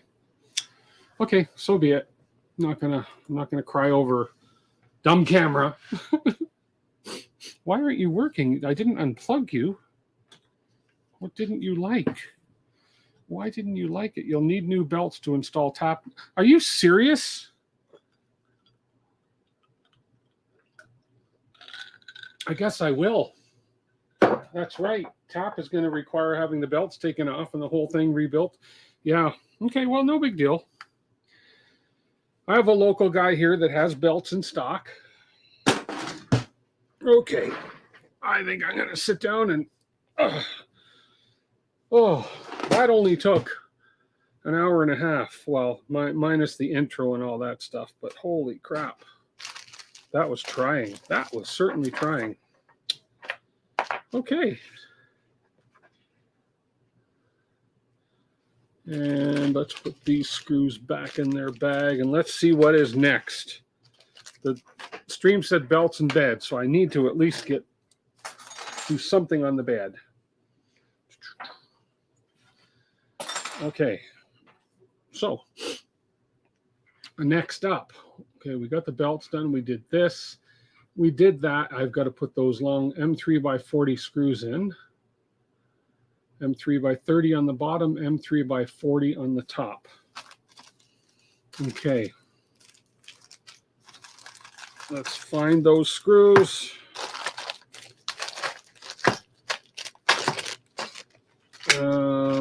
Here's our M3x40s. And here's our M3x30s.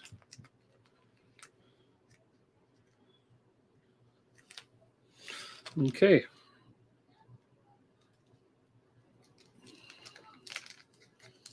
Leave the bed for last after you wire everything else. Seriously, really?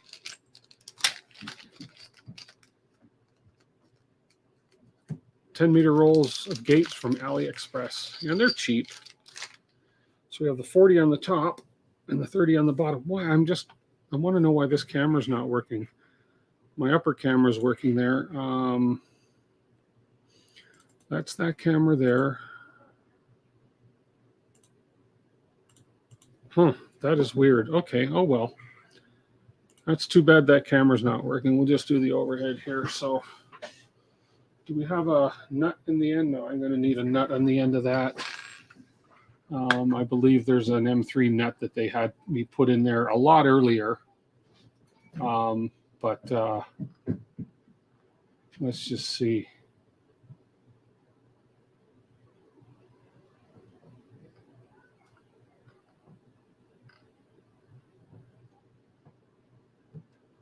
You know what I'm going to do for a minute here? Bear with me one second. What I'm going to do is I'm going to look at the stealth burner section for this because I believe the stealth burners, I really do think there needs to be heat sets in that, which I can.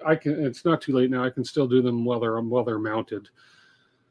But let me go ahead and look up the stealth burner manual. It's heavy and you'll need to move the printer around for wiring underneath. Interesting. Okay, well, we'll see. I'll see.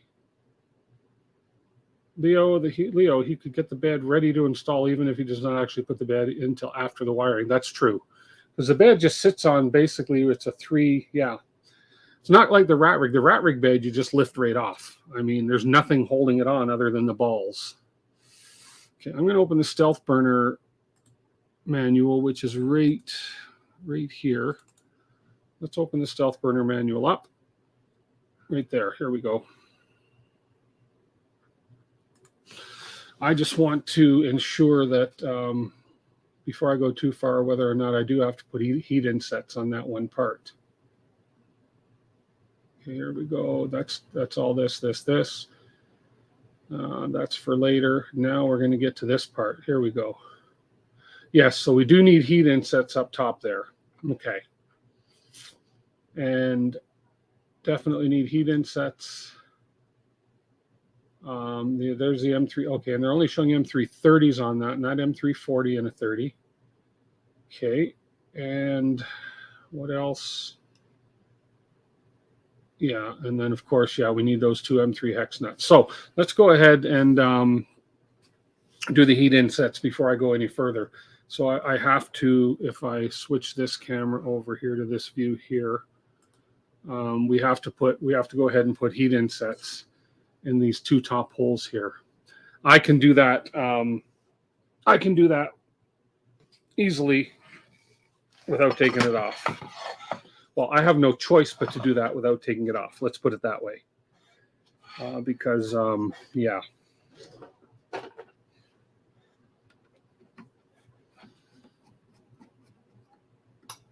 So I'll just take my iron off of here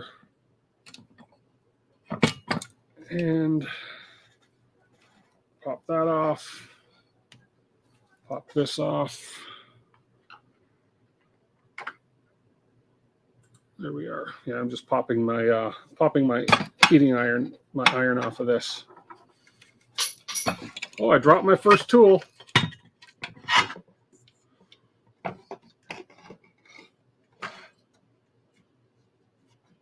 Okay, here we go. And there we go. I don't usually take this off of here, but hey, you do what you got to do. Okay. Plug it in. Pop my on-off switch back on.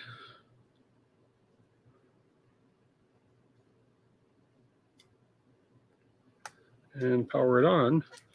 And pop my thermistor switch back on it.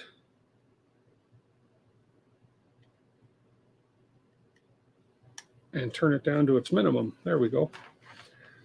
And let's grab a couple heat sets.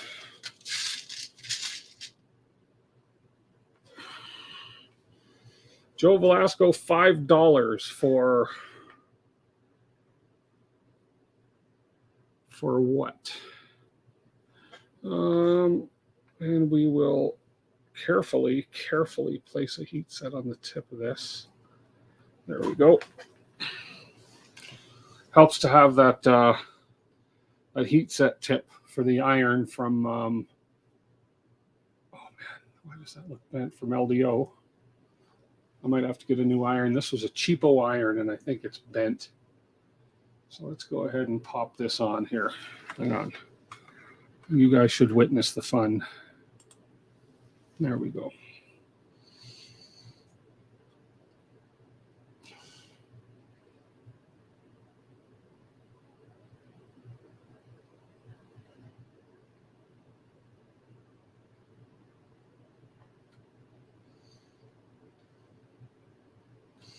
Okay, we think we're parallel. We think we're going as straight as possible. So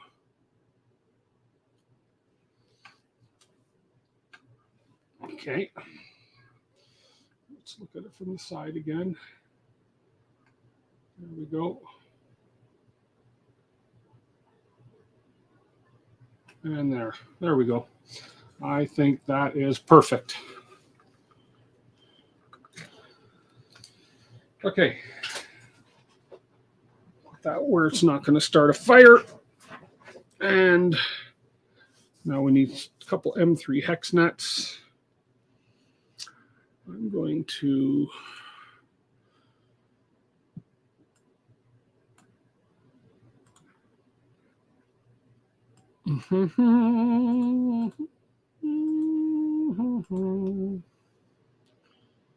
okay.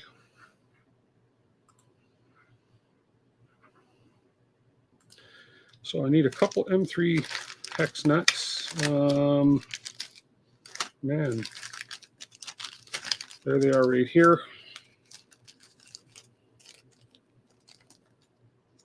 Oh, those are for short screws. Yeah, they're in there pretty good though. They'll grip. They'll be fine. I'm sure. I'm pretty sure of it. And then what were they? M340s or M330 for that? They were M330s, so we don't need the 40. Excuse me, guys. Oh. sneeze. M330, where are you? 20, 40. There's one. I had you out just now. Da, da, da, da, da. Right in front of me, M330. Okay. So these M330s, so we got to place a nut in this side.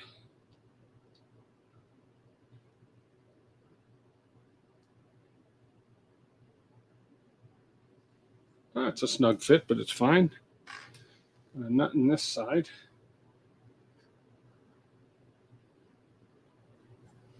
Let's just push them in a bit. Let's give them a little bit of assistance. There we go. There we go. Okay. And then it goes right through. And I need my tool. Is that the right tool? Yes, it is. And this one goes through here.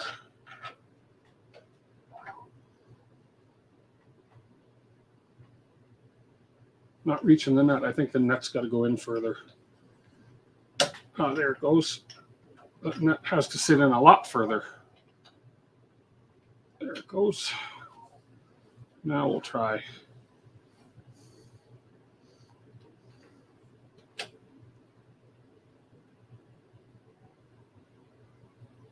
You are still not reaching.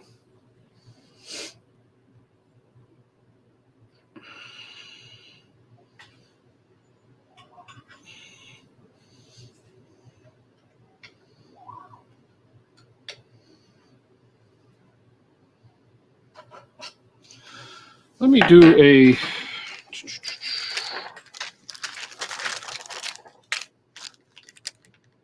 do a 40 just to grab that nut and pull it in.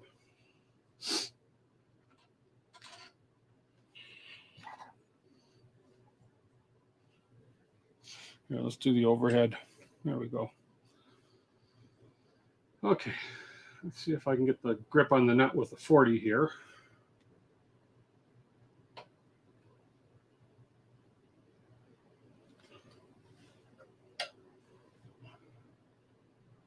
Oh, that nut. Oh, that nut is crooked, that's why. Jeez.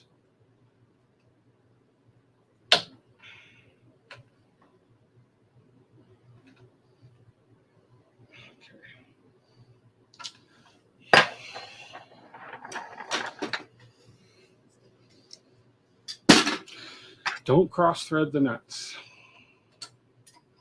That's just a little tight to get that nut all the way down that hole in there. There we go. So if I go ahead and thread it on with a 40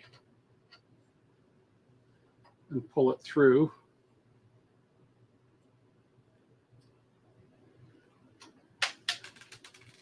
Let's just use a different nut.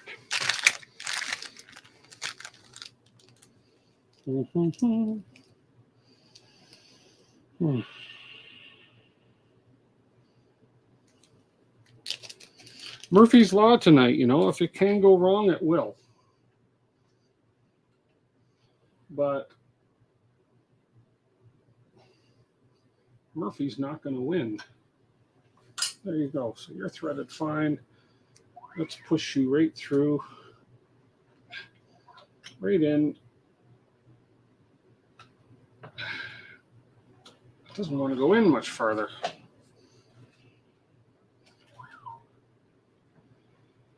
Let's snug you up. Come on.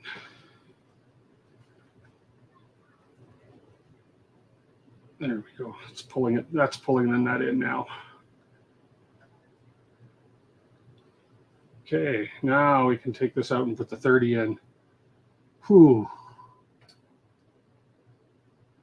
Have to do the same on the top. Those, it's just such a deep hole for that nut. And of course, the nut is meant to sit in there snugly. So it just didn't want to cooperate.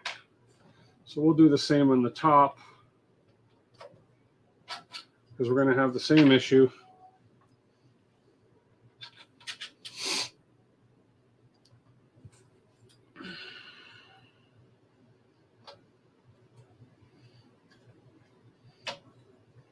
Okay.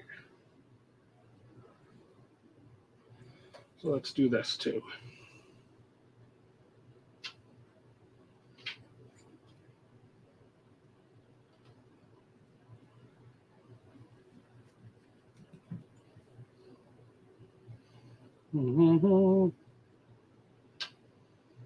Dropping tool, end of month giveaway. Oh.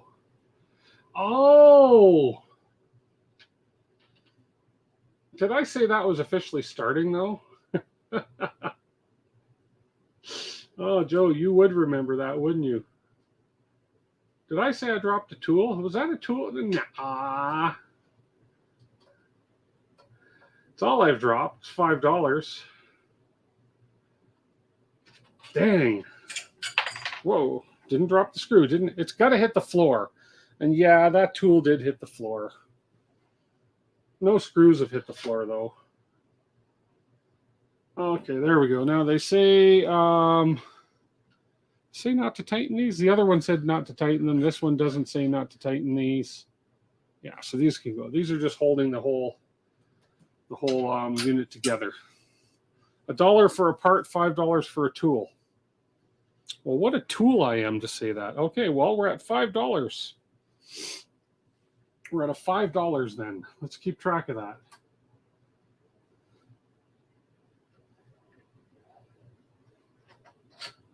And the bottom one, there we go.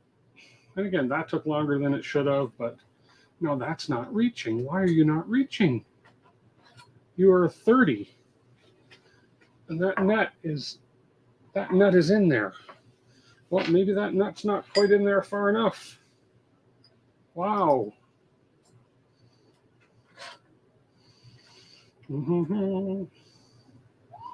Better yet, let me grab this guy. He's much quicker. And he'll make a little noise, but he's quicker.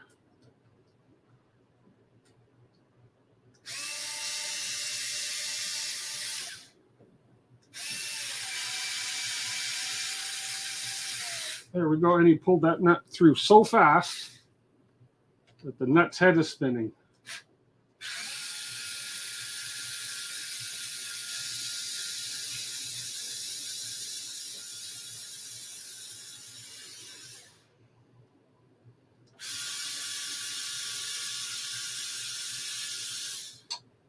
Okay, now the 30 should fit.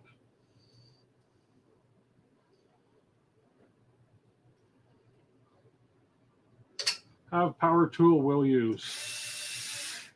There we go. There we go. That was a little quicker. Good. Okay, we got that part done. Yay!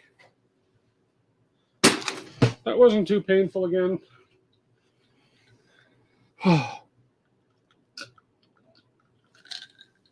Okay. So we got that part done. We're not worrying about that because we are using a clicky probe. We're going to do a clicky probe in this, and then we're not worrying about the rest of the stealth burner right now. So let's minimize this. Let's bring up where we left off, which I believe was right here. And we got the belts run. We got this on. Now we're doing the printed bed. And we're going to get the bed assembled. Okie doke. So let's go ahead and I like the idea. Who set it up there?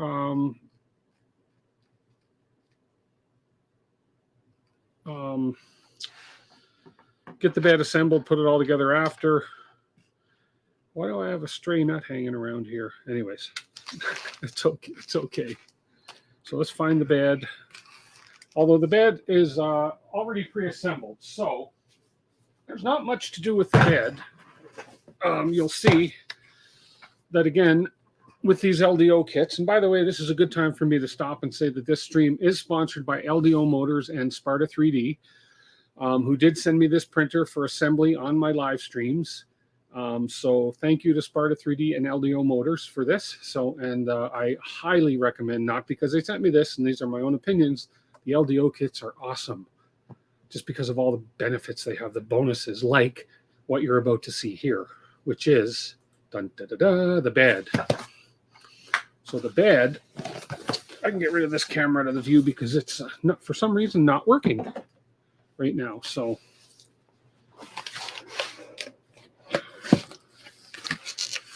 here we go. We have, oops, we have our double-sided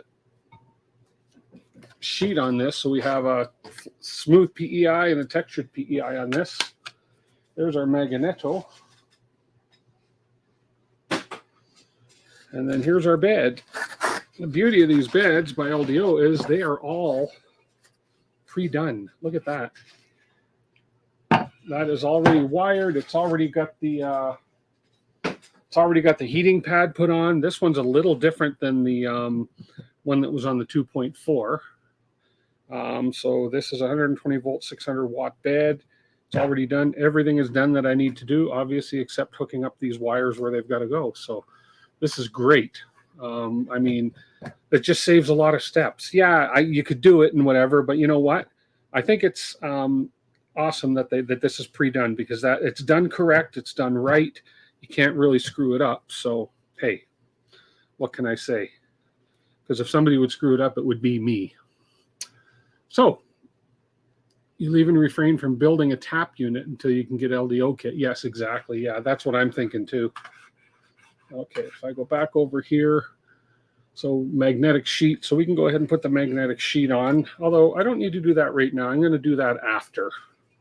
That doesn't, I'd rather just keep it as it is, and then I have no fear of damaging it unless I have to for some reason. But let's go ahead and look and see what goes on after that. So magnetic sheet, heater application, we don't have to worry about, because this is all done for us. This is all done for us. Although right here, we do need to put the grounding protective earth on it. So we can put a protective earth wiring on it, which we should have. Your building tap self-source. Oh, I can always screw it up. You know what, Leo? Yes, I can. If anybody can, I can. Because I am the king of screw-ups. In other words, screw-up king, like Burger King. So let's find my wires. I'm not going to worry about that right yet, because I know I have to put that grounding wire on there. Now we're going to build a Z-endstop and some Wago lever nuts and a bed frame. Okay, well, let's work on that. Let's put the bed aside for now. Now that at least we've opened it. Does the silicone heater smell bad? It smells like, no. It's actually hardly any smell to it at all. It's actually sweet with a savory hickory. No, I'm just kidding. Doesn't taste bad either. No, it doesn't smell bad at all. It just smells like rubber. It smells like a bit of rubber. So, yeah. You burned it in for days before you used it. Now, it doesn't smell bad at all. Okay, so on the next page, we're going to work on our Z probe, our Z-endstop. So I need that one piece that was printed. So let's go ahead and look through my printed pieces and see what we can find. Let's pull the mic. Actually, I don't want the mic too far. As long as you guys can hear me fine, I don't need to worry about the mic. There it is right there, the orange piece we need. It's orange. Yes, it is. Orange ABS. All my colored ABSs, the orange, the green, the purple, are from Matter3D. They provided me with some ABS for this build. And the blue and the red are sparkle ABS from Sparta3D. They all print beautifully. Sparta3D's ABS prints at 230 degrees, and Matter3D's ABS prints at 255 degrees. both use a 100-degree heated bed. Okay, so we have this part we need, and now I have to grab some more electronic parts from my electronic kit. So let's go grab those. Those are in the boxes right down here, all the rest of the parts. We have a motor kit, electronics 2 of 2. I don't think they're in there. I think they're in the electronics 1 of 2, which is right here. And they could possibly be in the motion kit too. So let's see what we got here. You didn't put the bed on until you had to put it on. Yeah, I'm gonna hold off for now. The bed's all built, so I'm not going to worry about it. So here we have our PCBs. There's some electronic stuff there. This is the clicky kit. We've got more tape, and then so what we're after is not in here. Okay. Oops. Other than that, there's just a bunch of stepper motors in here. Motion. It might be in motion, some of these parts we're looking for. Yeah, the geared tooth right here. So we are looking for a G2 20 tooth. This is a G2 2GT 20 tooth deflanged pulley. And that's what we want. And then we want a micro switch. Not a micro Swiss, a micro switch. Which I don't see in here. So let's go ahead and look in the electronics 2 case. You got your M3D filament. It's even more matte than your Polymaker ABS. Looks nice. Yeah, it's a great matte finish. I mean, that's what this orange piece is printed out of, and it's a beautiful matte finish. It prints nice, doesn't it, Andrew? Prints beautiful. Okay. Where is my... That's not good English. I was going to say, where is my switches? Where are my switches? So these aren't switches. Nothing in there. So let's have a closer look in the motion box. These are bearings. That's for the extruder.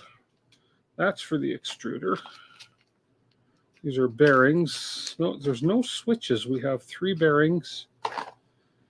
We have our Z probe, which we're going to need. We have this. We have our foam, but there is no. We can put the foam aside for now. We have no switches. So let's see if maybe the switches are in the wiring. Is my audio out of sync again? Okay, that's going to be fixed very soon, guys.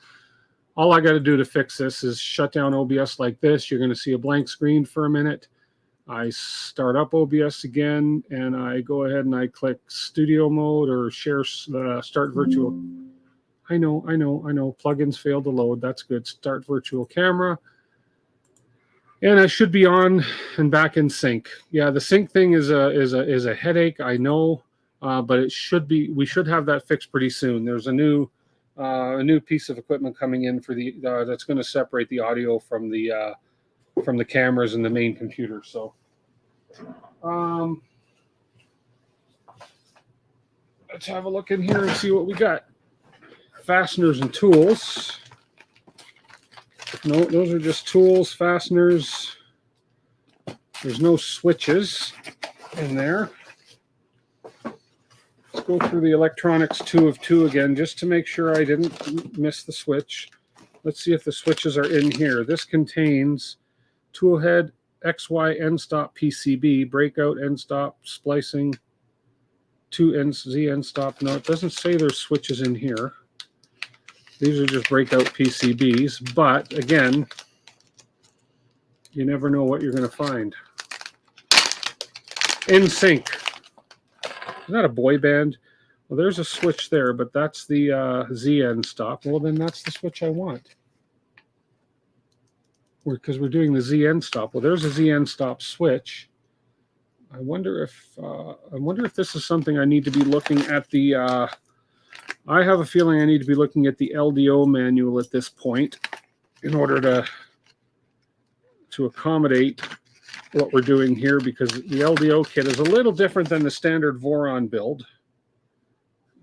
So let's go ahead and see. because here we have, let me bring you guys down to my level here. Oh, wrong one. I got to click number 5. Sorry about that. So here we have the Z-endstop switch on this. It even says right on there, Z-endstop. And then if you look in the manual over here, their end stop switch is a whole lot different looking right there. So anyways, I have a feeling that, yeah, because this Z-endstop switch is going to go in like this. And the plug micro switch to make the Z-endstop. Yep, exactly. Okay, so I think I have the parts I need anyways. So, and this is just a little different. This just has a plug on it, and it's the LDO, and this is the LDO part that was printed for it based on the LDO files. So, yeah. So if you're building an LDO kit, there are parts that are specific to LDO that are going to differ from the original Voron manual. So, and I learned that last time too. So this guy goes in here. Apply the required force to pull the seat out, to fully seat the pulley inserted print parts. So apply the required force. Okay. Yeah, and I think this is the STL. This is the STL for LDO. The STL for LDO. I'm sure. Let me make sure. Let me just make sure. Let's go look. I printed all the LDO parts. As a matter of fact, let's just, I know you're just going to see here. Let me put my face back on the screen for now. Voron Trident parts, LDO specific. And then we have the one called, so there's our LDO specific parts. I downloaded all the LDO specific parts, and we have let's see, it is called it's not the Bestagon insert. No, it is the Z cable anchor. No. LED PCB spacer, mount, octopus bracket, PCB DIN clip, power inlet, tool head, breakout. Okay, well let's go see where. I'm pretty sure I printed the right part, but you know what? I wanna make sure that I did. So let's go ahead and let's look that up.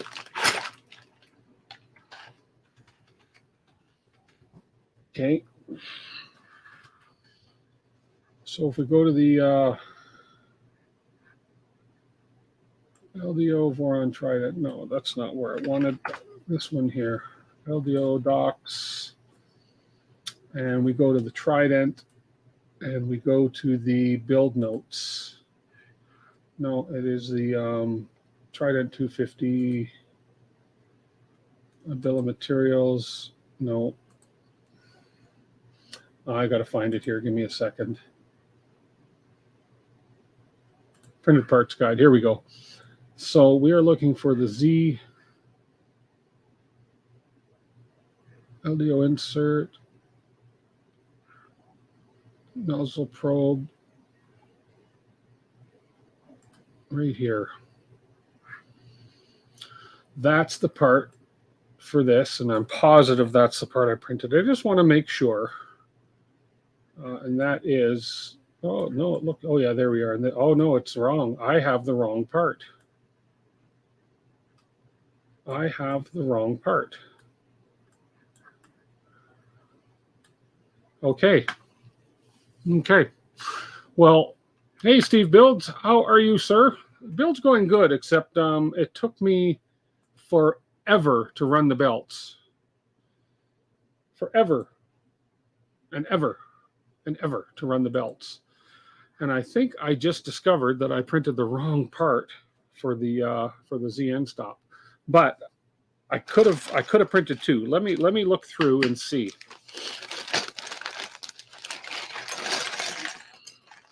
It's quite possible I printed the wrong part. That one there, yeah. Dang it, you know. Fortunately, it's like a 10-minute print or 15-minute print. So there we go. But here, I'll give you an overhead view of how it's looking so far. We got the belts on it. Everything's running smoothly on it now. We got no racking happening at all. Belts are going good. Colors are looking great. Colors are looking phenomenal. It's just that the I'm going to call him this. I'm not going to blame my age, but this old guy sitting in front of the camera printed the wrong part, and he was so very careful about the parts he printed, and he printed so many extra parts, and he doesn't know why he's talking about himself in third-person mode right now. What can I say? But yeah, I got to print another part, so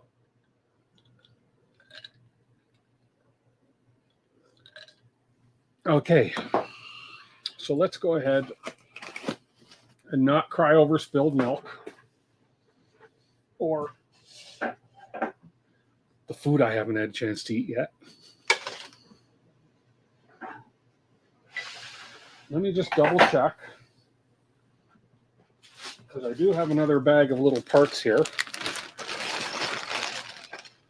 Let me just double check that I didn't print it. No, it's not in that bag. Wouldn't you know it?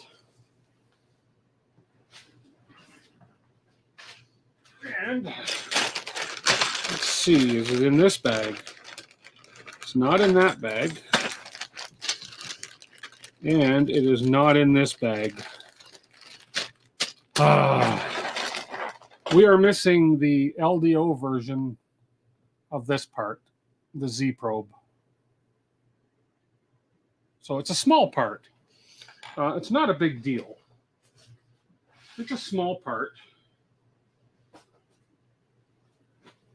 And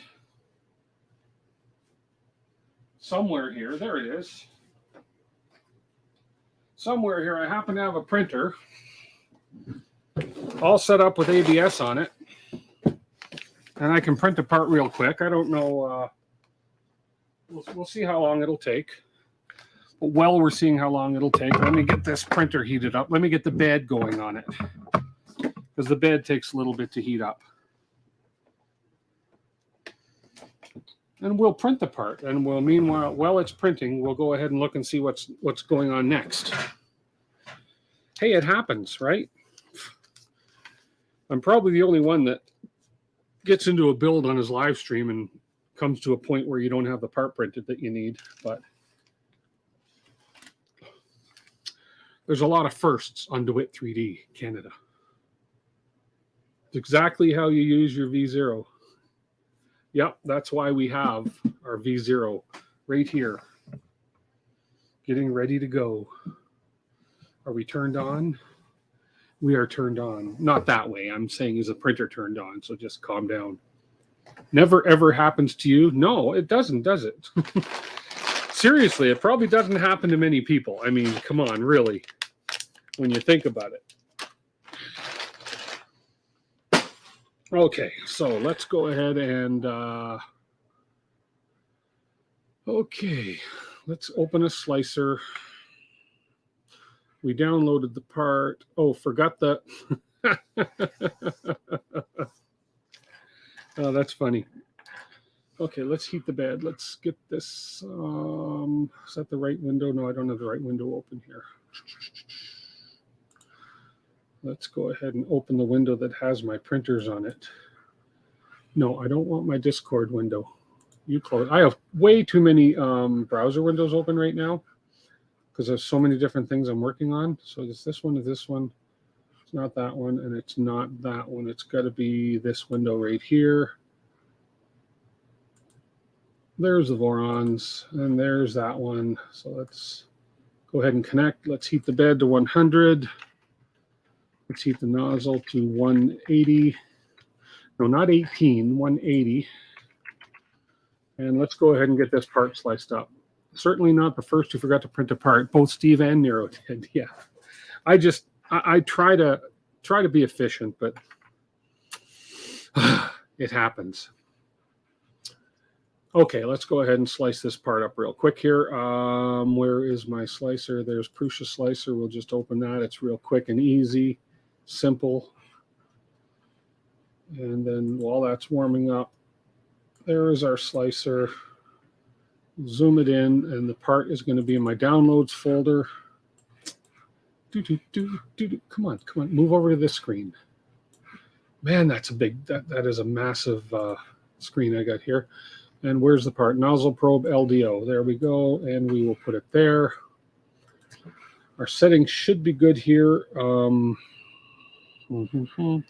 Where is my, there we go. And let's go. So here's the part that we need. We should have all the settings fine right now. So we have print settings. We are going to 0.2. We're going to do 4 perimeters, 5 top, 5 bottom, 40% infill. Skirt and brim, I like to do a 3 distance from the object, 10 millimeters, 20 millimeters. 2 loops is fine. Gives my filament a chance to flow properly. Speeds are good, and then we need filament settings. We are running 230 and 100 and 230 and 100. Later, slice it up, and it should be, what, a 38-minute print? 34-minute print. Okay, that's not bad. 34 minutes. We can whip that off in there. Let's go ahead and send the G-code over, upload it. And let's open the, where are we? We are right here. Save the profile. Oh, yeah, I keep forgetting to save the profile. Yeah, I will. It's still up there. I will save it. People new to 3D printing need to see others fail. That's true, Leo. That is so true. Because you don't want to give somebody the impression that everything's all peaches and cream. And even if you've been doing this for a long time, I haven't. I've been in this for just under 3 years. But I've come a long way in those 3 years. But you still make mistakes. And for me, these builds require a ton of parts to be printed. And inevitably, you're going to miss a part, or you're going to, I don't know. It's going to happen. Okay, let's make sure this thing's all working and homing and everything good.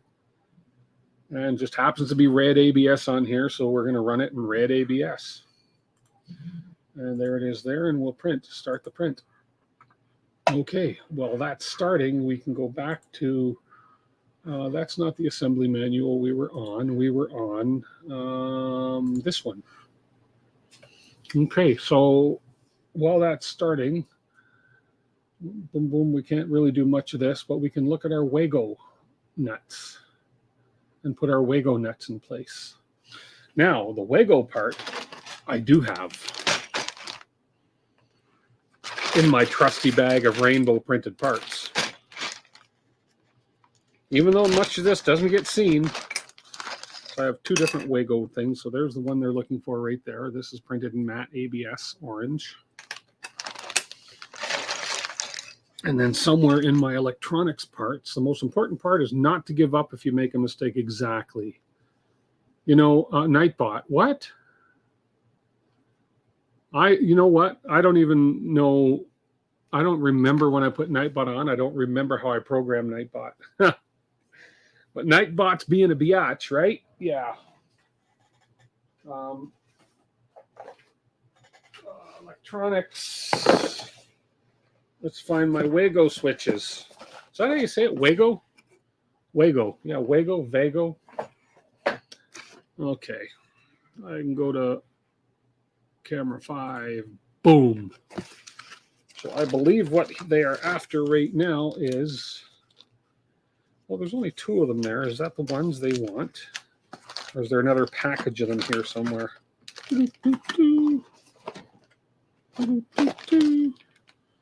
Now I've got to look, again, LDO may have this done a little bit differently. So we're going to have a look at the LDO documentation as well to see how they've done this. Because this may very well be done differently. Let's just have a look at my electronics 1 of 2. Yeah, because these guys have the terminal block kits here. So I'm going to open up the LDO specific build and see what they have for doing this. Sounds out of sync as again.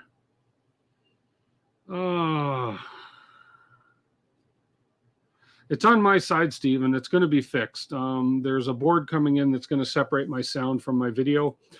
Sound is going to be a lot better. I can fix it within a quick 5 seconds by doing this. You're going to lose my video for a minute. You should still maintain my audio. And then if I click that and I go like this and I go that, now we should be back in sync again. We should be back. Let's try it. Let's see my face. We should be back in sync again. I'm sorry for the unfortunate incidents. Yeah, I think we're okay. That's going to be fixed soon. That is an issue. My buddy Richard from the First Layer, who may or may not still be on stream, we are going to be fixing that issue. It's going to be it's an audio video thing. We've done a lot of fixing with my cameras, my microphone, my sound, and everything yesterday. He came over and we did a whole lot of work with that. And it's the CPU. It's something to do because I've got 4 cameras running off my computer plus my audio. So I'm pretty sure it's to do with the CPU and everything being out of sync, and it's trying to run 4 cameras and a microphone and everything else. I've got a mixer board here, which is going to then be directly run by another piece of hardware. So it just happens to me a lot, but I honestly think it's because I've got so much going into my computer. But we're going to take some of that stress off the computer CPU with another board that's going to be added to my streaming, whatever, to my Forte. So let's go ahead. I've got to find the, let me open up where was it? Which window did I have it in? I got too many windows open. I got to close all my windows this week. I've just got to get into the LDO Trident kit, and I've got to come into the LDO docs. Let's have a look here and see if they do anything different. So if you're building the LDO kit, pay special attention to what they say is different. So we have the Trident kit, and then we have the wiring. And this is where we go and when we're doing any wiring or electronics, we want to look at these documents under LDO because these are definitely different. Like this is where we're going to go to learn how to build the Z-endstop, etc. And here we go. So yeah, so this doesn't use the same part that I was going to use. This uses, fortunately, in this case, so that uses that part. So fortunately, in this case, I printed this part, which was on the standard LDO or a standard Voron kit, but I also printed the one that was for the LDO kit instead of the standard Voron one. So we can get rid of that one somewhere, and we're going to work with this one. So if I go back to view 5, you guys are going to have my desktop again, and we are going to have a look at what we're doing here. So what I'll do is on this view, I will go ahead and bring in that the instruction screen for you by just going boom, boom, boom, boom. There we go. So you can have a view of the instructions that I'm doing here. So we have the 2 Wagos here that they came with. So we can open this up. And that's what I learned on the 2.4 build. And on a couple of the 0.1 builds is make sure you follow the LDO instructions when you need to, because I built parts that weren't, and I ordered parts and built parts that weren't necessary. So, okay, attach the Wago terminals 2x2 splicing PCB to the heat bed wiring mount. Use the 2 heat set inserts from the front printed part, then use the M36B8 button head screws to fasten the PCB. Okay. Did I put heat sets in there? I did not put heat insets in here. So I need to put a couple heat insets in here right at this point here on these. And here we go. Our 0.1 is going with that part, starting to print. So that's good. Okay, so let me get some heat insets going here. We just did a couple. We had to do a couple on the frame. So plug this in. We'll get this soldering iron heated up. Right there. Do not burn my desk. And look what I printed, Steve. I loved yours, so I printed one of these. These are awesome. I got to put my tips in here yet, but this is great. I love this. Saw this on Steve's stream and said, I got to have that. So there we go. You learn from the best, and they say imitation is the best form of flattery. So Steve, I imitated you and I learned from the best. There we go. So we'll put one in here. Now, normally I have a heat inset press, a press that I use, but since I took this out for doing the one that was on the carriage, we'll just do these ones by hand anyways right now. I need to get a different iron. This was like a $10 iron, and this shaft here on the iron is bent a little bit. It's just too cheap, so your tips didn't fit. Kyle on the Discord remixed that. Cool. But I like it. I mean, a lot of the ideas I get, and I think that happens, you know, the streamers and us guys, we get our ideas from other streamers and our tools and the ideas for tools. I think I got this. I think this was an idea I got from you, Steve, was this deburring kit. I believe I saw that on your bench one day and you were using it, and that's a great kit. I mean, that's an excellent kit for deburring. So there you go. Okay, let's get these put in.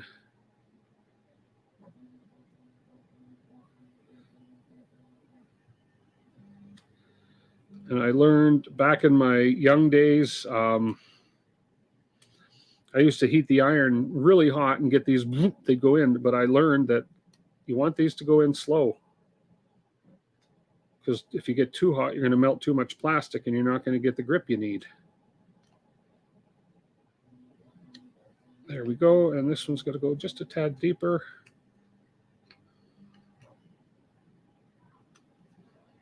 There we go. Good. We're done. You watch to learn. Exactly. Yeah, that deburring kit is awesome. It is very good. It's come in handy a lot of times. Okay, so we have those heat insets done. Okay, and let's go over and see what they're saying now. So I'm going to need to find that little PCB right there. So I had the bag of PCBs out. Learn by doing things over and over and over because you do them wrong. Yeah. You know what? There it is right there. The best way to learn is to make mistakes. It really is. Okay. I have to have a bite of a cookie.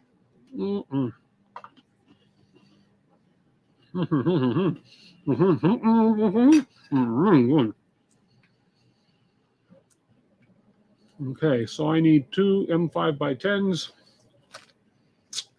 Let's find my screws. Where are my screws? Where's my M5s? M5 16s. M5s? No.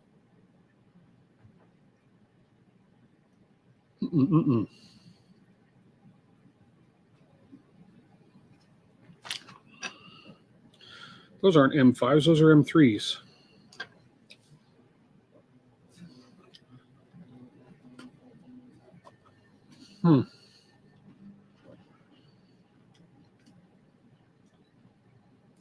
Oh, M3 by 6, M5 by 10s are mounted onto the frame. M3 by 6. Man, read instructions, Timothy.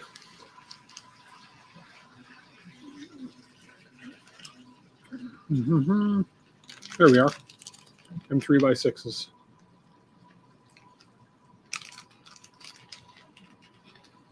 With Nero's attitude, we listen to learn and watch to learn what not to do. Button head cap screws for these ones. Okay, I need my little tiny wrench. And this guy here. And these two guys go with the openings facing that way. Is this camera view okay, guys, for this kind of stuff? Or would you prefer more of an overhead? Or is this fine? I think this is fine. It's clear. It's concise. It's precise. You can kind of see what I'm doing. And then if need be, you know, I can bring it nice and close so you can see what I ended up doing, yada, yada. Although the focus on it, it tends to want to focus on my shirt. Hey, Maker Viking Thomas, how are you today, sir? Good to see you. And then these guys, if I'm reading the instructions right, just kind of clip in here. Let's see. Attach the Wago terminals. Heat bed wiring mount. Use 2 heat set inserts from the front. So these guys should just kind of snap in here. I think they just pressure fit, just like that. That one's in, and then this one's going to pressure fit in. Just as easy as the other one, right? Come on. There we go. Just like that. They kind of snap into place here. And then those would just... those are spring-loaded. I see. I've never used these before. These are cool. Okay. Okay, so we have that all built. This guy. Okay, and now...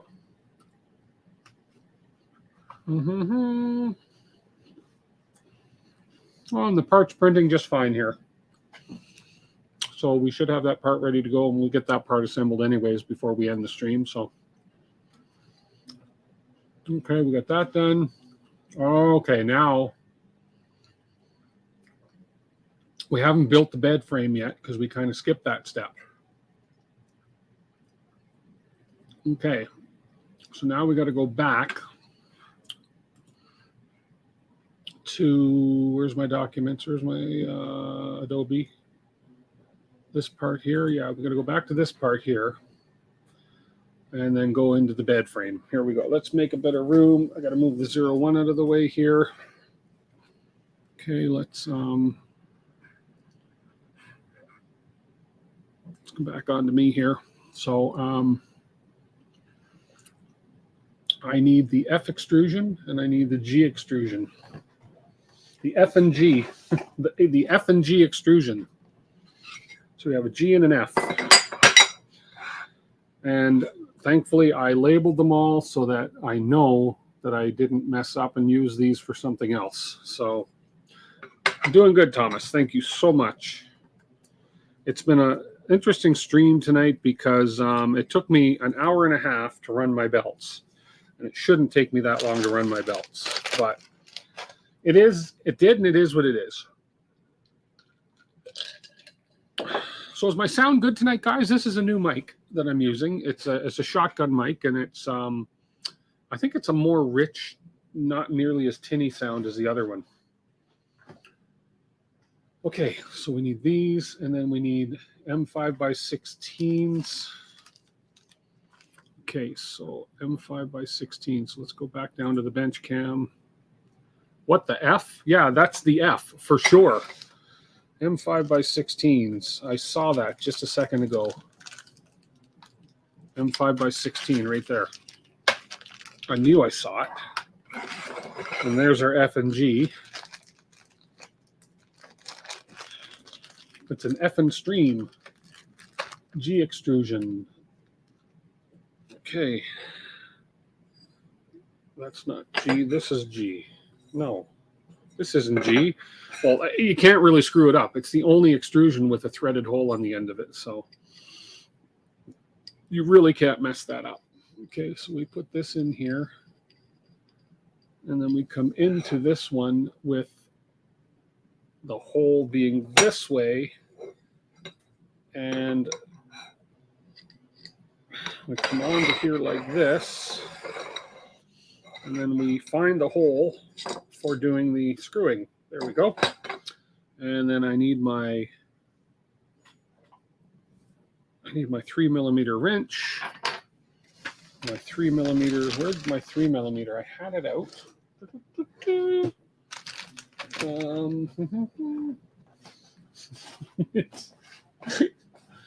It was right in front of me. And when and it was right in front of me. It was, I swear, it was right in front of me. Where's my 3mm? How can I lose something that was right in front of me?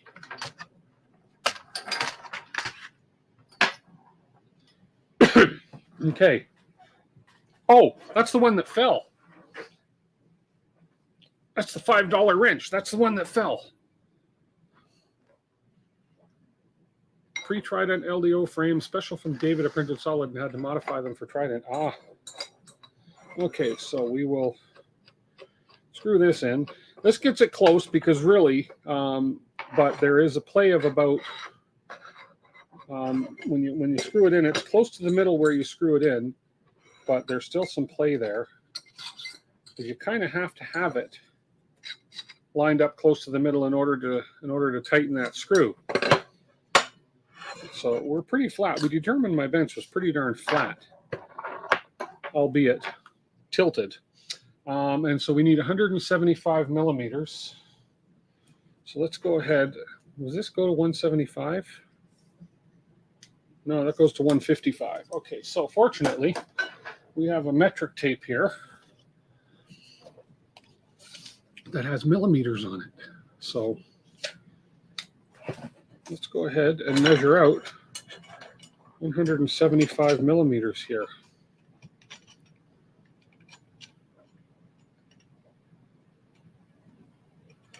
That cannot be. I am not that lucky. No, I'm not quite that lucky. Let's pull this out. Let's go ahead and say,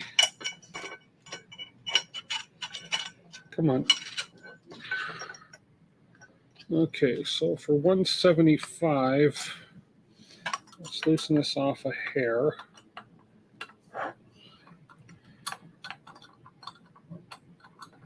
Come on, where's the screw?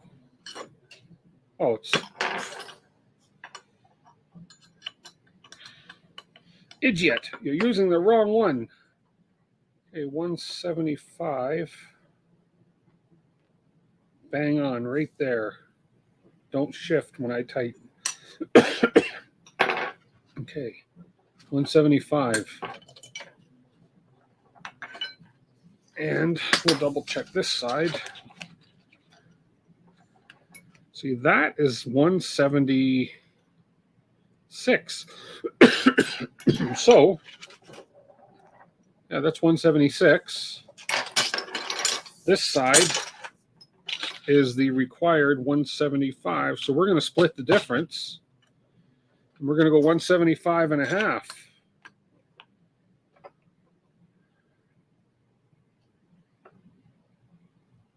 Right there.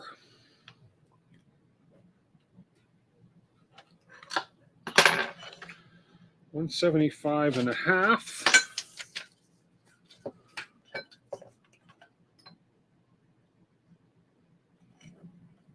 $175 and a half. Half a millimeter. Why not? This is a 250 build, Steve. Yes. Sorry. I got to look up the chat more. Hey, Cheetah Kid. Okay. It won't matter that much anyway. Yeah, but I need a drink of water. But I'm, oh, there we go. I'm anal sometimes. I want things to be just right. Okay. So we have that guy here. Excuse me, I'm choking. Not like dangerously. Okay, so we have that done. We're going to insert some M5 T-nuts. Those are M3. These are M5 T-nuts. Excuse me. Dang. Okay, we need 3 of them. 1, 2, 3. We need 4, 5, 6. And we need 7, 8, 9. 9 of those. Oh, Lordy.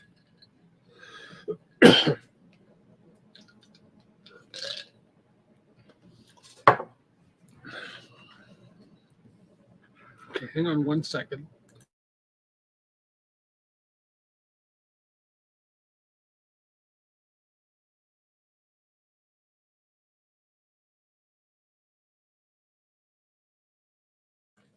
Okay, I won't die. Oh, man, but something went down the wrong pipe in the throat. Whew. Okay.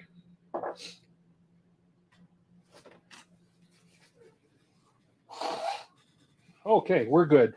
we're good.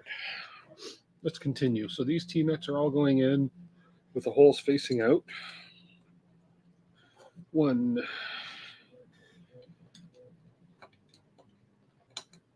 oh, come on, get in there. Oh, there we go. 2. Those are tight. Those are tight. 3. Man, those are tight T-nuts. That one, I don't like that one.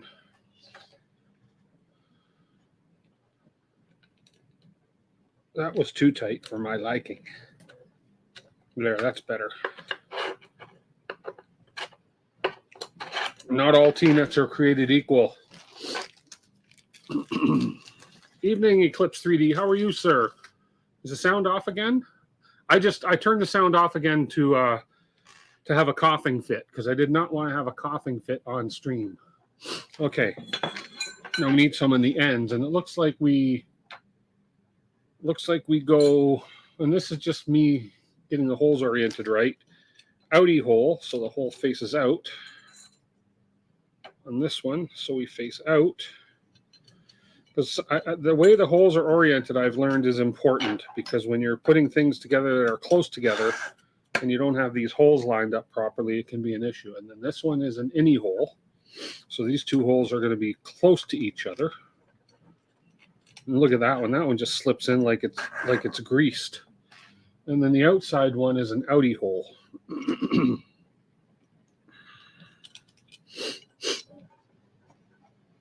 There we go. These nuts are the worst part of the LDO kit. You had to throw away about 2 dozen. These things are hard to insert sometimes, and yeah, it is a pain in the butt sometimes.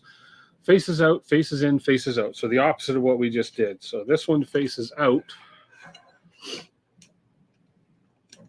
And when I say faces out, I mean the whole part is on the pointing towards the outside, and faces in.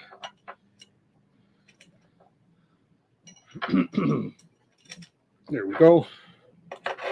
And faces out. Okay, we have that done. Okay. Next screen.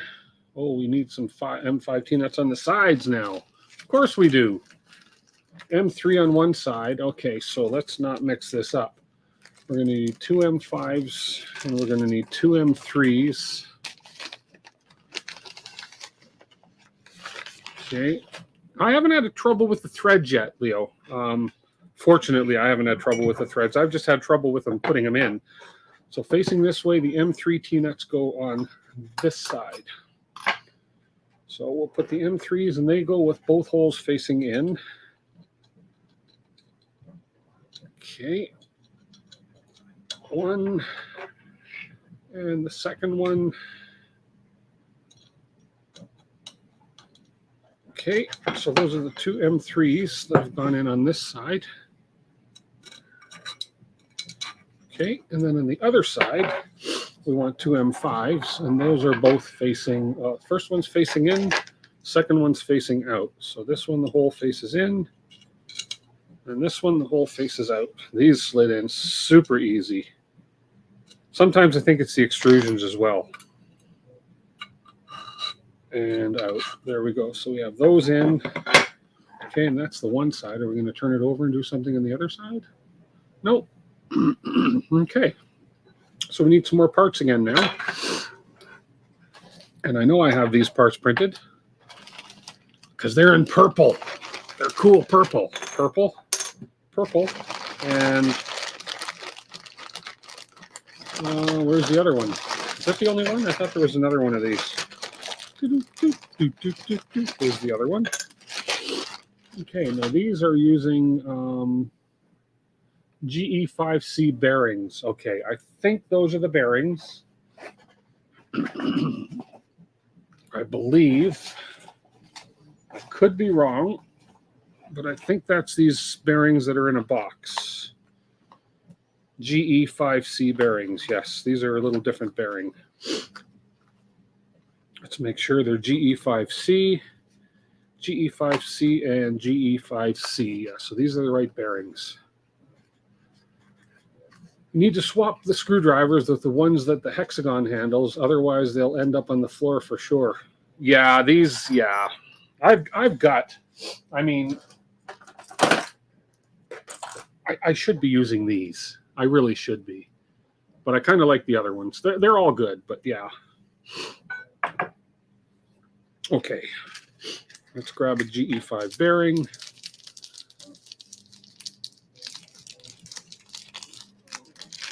These are specially wrapped. Man, these are funky, cool looking bearings, these ones. Holy cow. Oh, they have a little bit of wiggle to them. I see. Okay. So these are for the bed so that we can actually do the wiggly wobbly, as Doctor Who would say, the wiggly wobbly thing. So that bearing goes in there. That should fit nice and accurate. There we go. Let's make sure we're fully seated. And we are. And we're using 3 M3x6 screws to hold the bearing in place. M3x6, M3x8, M3x6, FH, BH. Okay, we don't want FH, we want BH, we want button head. M3x6, BH.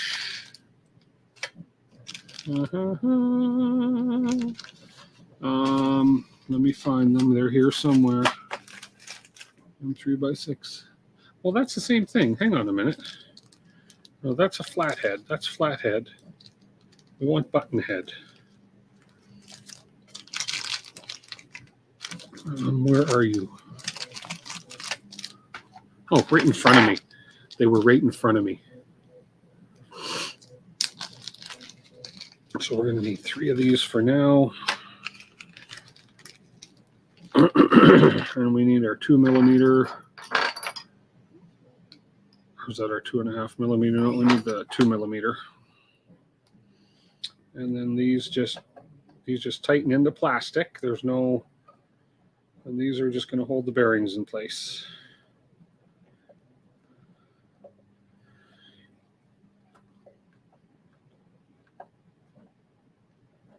So they just grip the edge of the bearing. The edge of the screw just sort of snuggles up in the bearing there.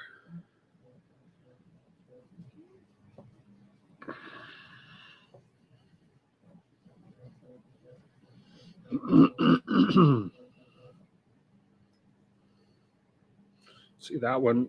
Geez, I'd swear that one almost missed, but it didn't. It hit it. Just enough to hold that bearing in.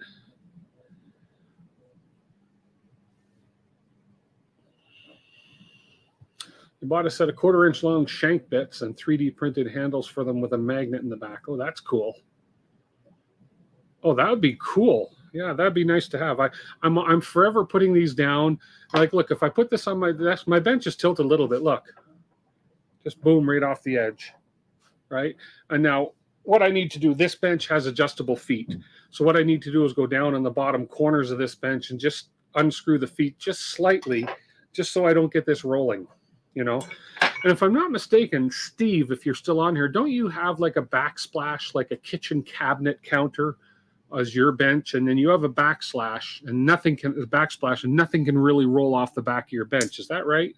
If I recall correctly, I think that's what you have.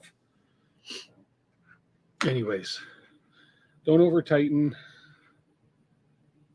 Yeah, bolt directly into plastic. There we go. Okay, so now we're going to take this one. We'll just do it one at a time like they ask. And on this guy, we're going to go on this side. So we're on this side facing out, and we're using the 2 outside M5s, and we're going to be using M5x10s. Here we go, M5x10s. So 2 of these, and I'm guessing this is just going to line up with the edge and the outside, but I'm sure we're going to go over that in a bit. Need my 3 millimeter. There we go. So let's line these up.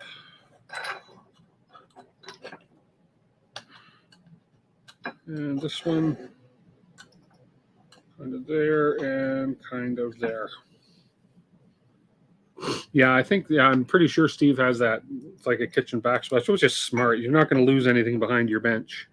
Okay, there's that one. And this one. And it doesn't say not to tighten them, so I will line that up with the end of that right there.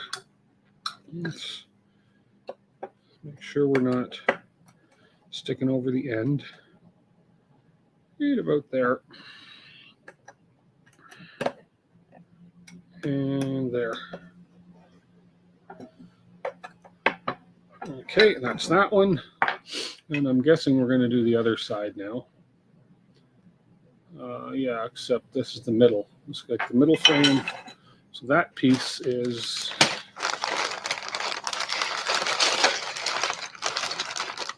this one right here.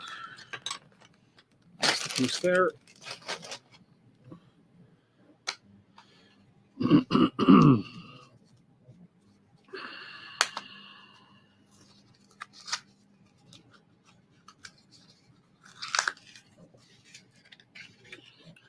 Rip it open. And we'll rip this one open while we're at it. They need to be able to slide till you get a tram for the first time. Okay. Okay, sounds good.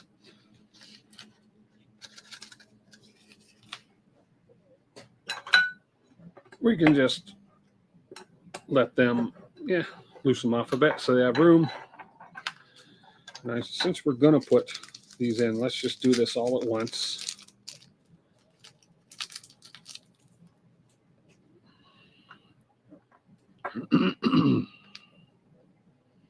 Perfect in there, and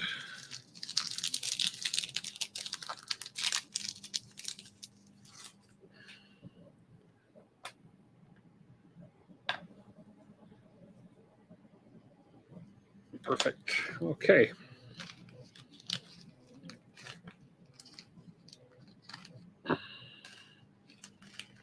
Six of these, 3, 4, 5, 6. Do I have? I do. Let's just do this. I'm not going to, and before anybody cautions me, I'm going to use my electric, but I'm not going to crank them down. I'm going to finish the tightening by hand. This just makes it a little quicker. This won't be my. We'll just get them mostly down there, and then we'll do it by hand so I don't over tighten, because you don't want to over tighten. Oh, didn't hit the floor. Whew, that wouldn't have been a buck. You don't want to over tighten these ones that are threaded into plastic, otherwise they'll just strip.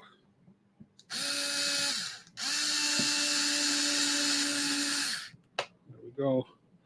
This just makes a little bit of a quicker job of it.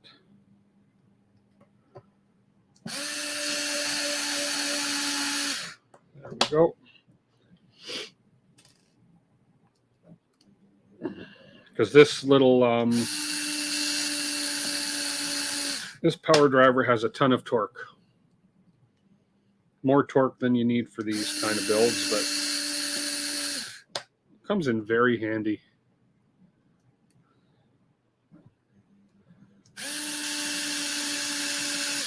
There we go. Now we'll just finish these up by hand.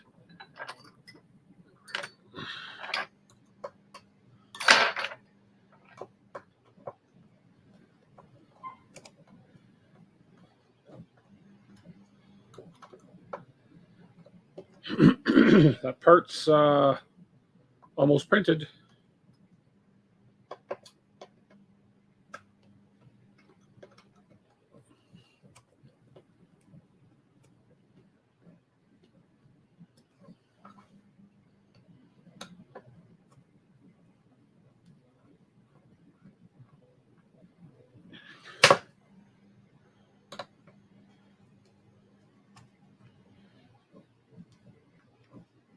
Okay.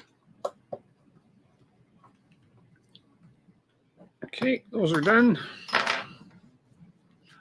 So our next step That one's going on the end. M5 by 10. So this guy is going, so this part is down like that. So let's go ahead and slide my nuts into place. That one and that one.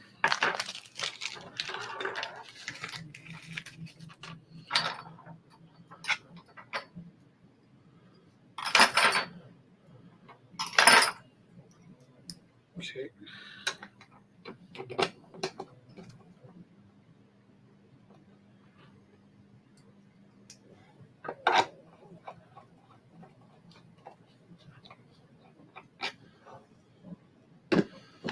Where are you?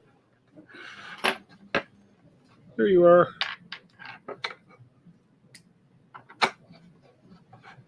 And again, we'll leave these loose as suggested. There we go. And my guess is the next one's going to be the one we just did, and it is, and it's going to go on the other side. Right over here. So let's slide these into place.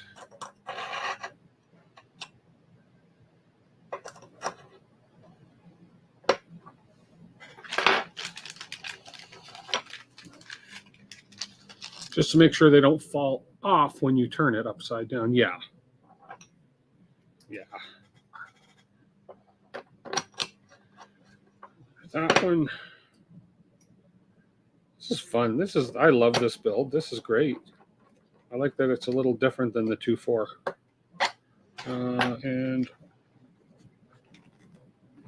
right there.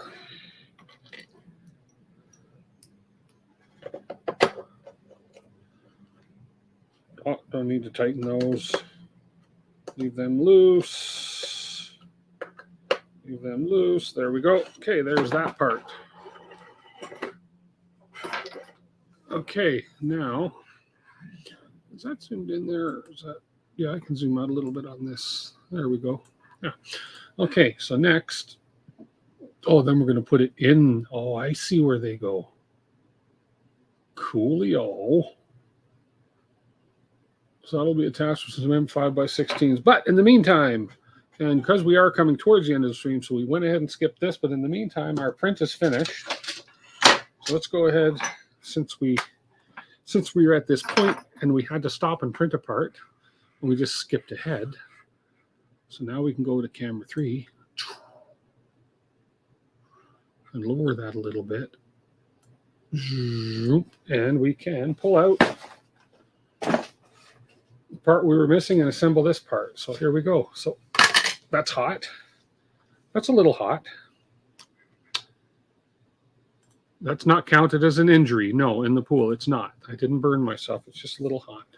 So that finished printing, no problem. There's our skirt gone. And there we go. Look at that. Printed the part I was missing while live on stream. So that's the LDO part that we needed for that Z-endstop. So we can finish that Z-endstop, and then that will conclude tonight's episode. So now we want this to be pushed in. The part's nice and cool. Buying a Tridex kit after watching all of you building the Tridents and Tridex is cool. Yeah, I'm going to leave it to cool for a bit. It's fine. It's all right. I'm leaving the part to cool for a bit. So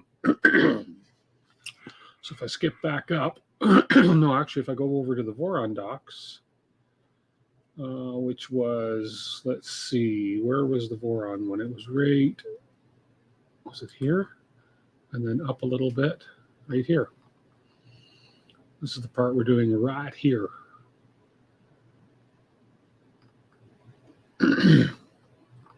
So we are inserting this into here.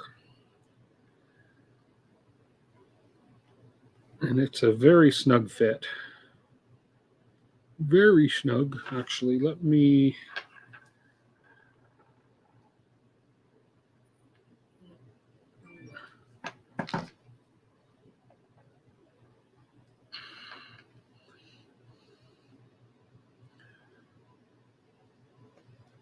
Get in there.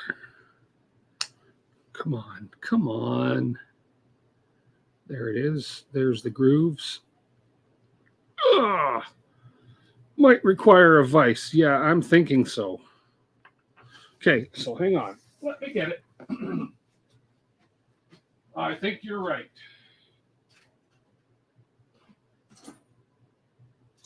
Okay. So in that case, we will use a vise.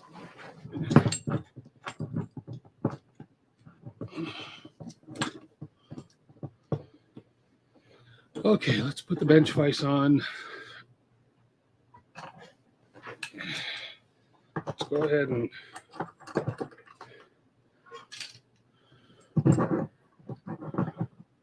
I can probably get away with this side here.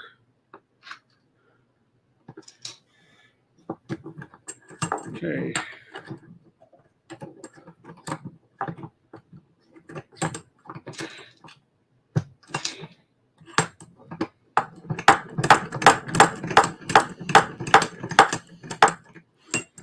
Got to have the tools if you're going to play in the game.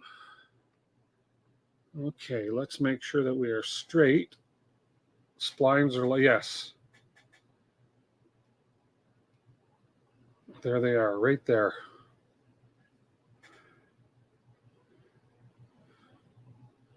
Open up a little further. And let's hold that in place. Okay, let's do this.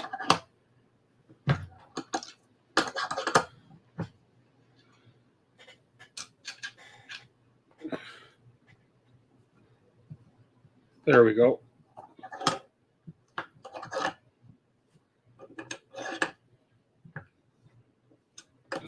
Just get this down there a bit. There we go. Don't want to crack the piece. I want to make sure that it's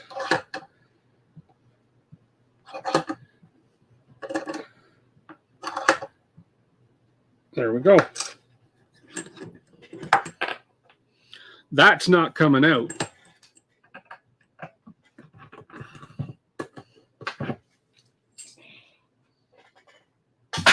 I knew that bench vise would come in handy one day. It comes in handy for all sorts of things. Okay, so we have that part done. Now we go ahead and we grab our little PCB. And we need some of those tiny, tiny little screws like these guys. And then we put this in like so.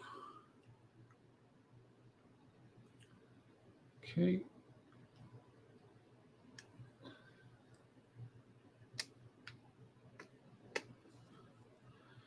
Like that.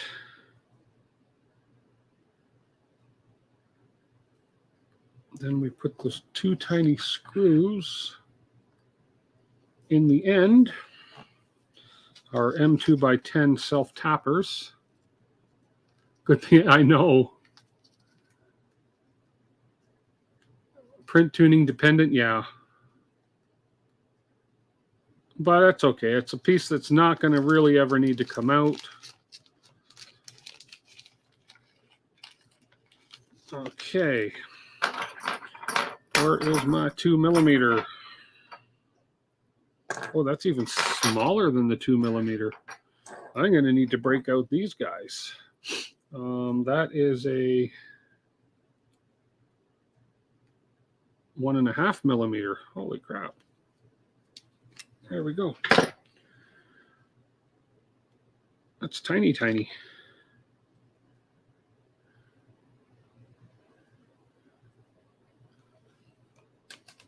Boy, that's really tiny. Let's just get them started first.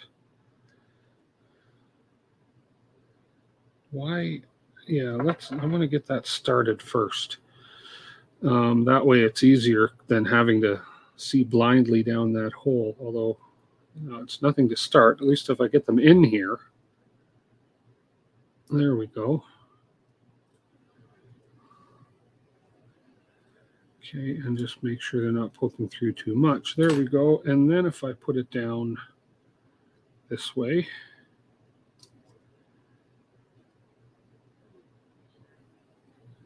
No, you don't want to. You don't want to come through. I said, stay. We'll make sure you get in there. Don't worry, you'll get in there.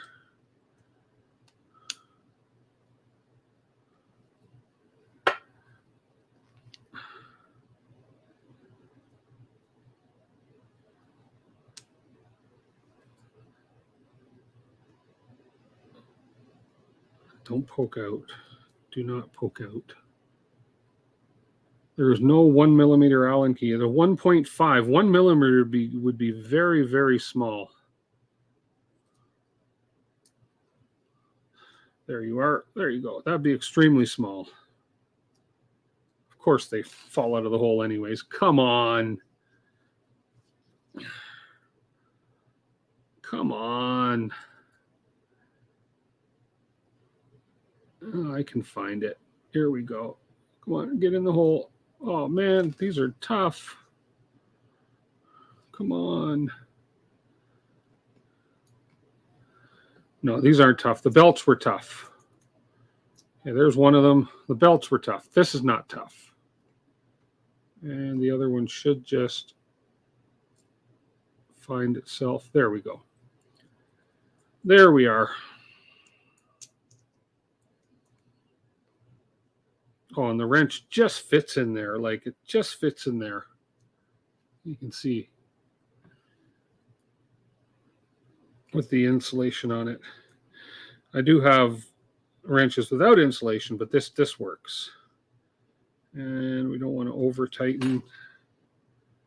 We'll just make sure these are in fact snugged up a bit. Come on, get in there. There you go. There you go there. There you go there. So now on this one, I don't know if it's going to be the same. What I ended up having to do on my 2.4, I ended up having to actually grind off a little bit of this piece in order for it to work properly. It's got to go the other way. There we go. So I don't know if it's going to be the same on this one or not, but it doesn't matter. I'm going to end up putting a tap on them anyways. Voron tap. Tap, tap, tap. Okay, let's find that set screw, grub screw. Everybody calls them something different. Where's my grub screws? And then we're done. Then we're done.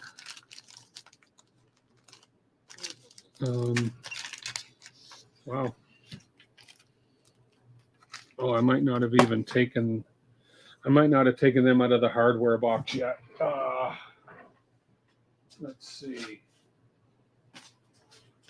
Yeah, they may probably still in here.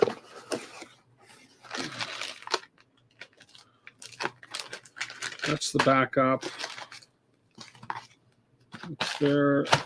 And it might even be in the motion box. Let's see if there were grub screws in here. Where are my grub screws?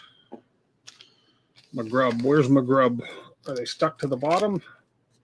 They're not stuck to the bottom.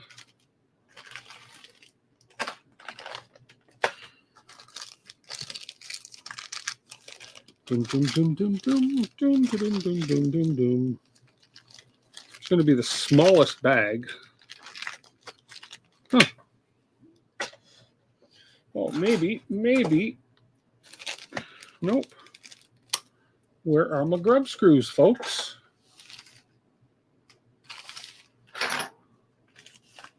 Where's my grub screws gone? They're here somewhere.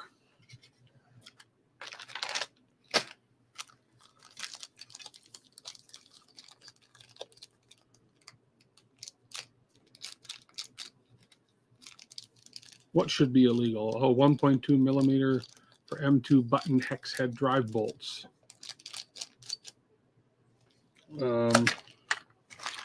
Yeah, I have misplaced or something my little bag of grub screws. So not a huge, I have grub screws galore. I have a whole kit of grub screws, but damn it, I want the Voron grub screws.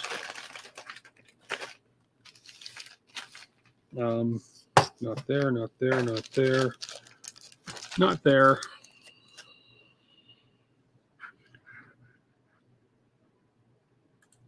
I'm a stubborn bastard. Yeah. Okay. So they're around somewhere. They're tiny, tiny, tiny, tiny little pieces. Let's see. There they are. Found them. Found them.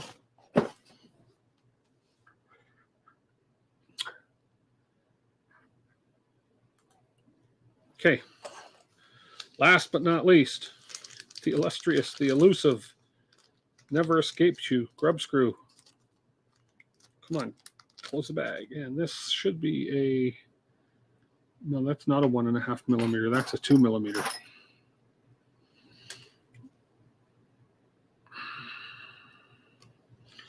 And this guy goes in here.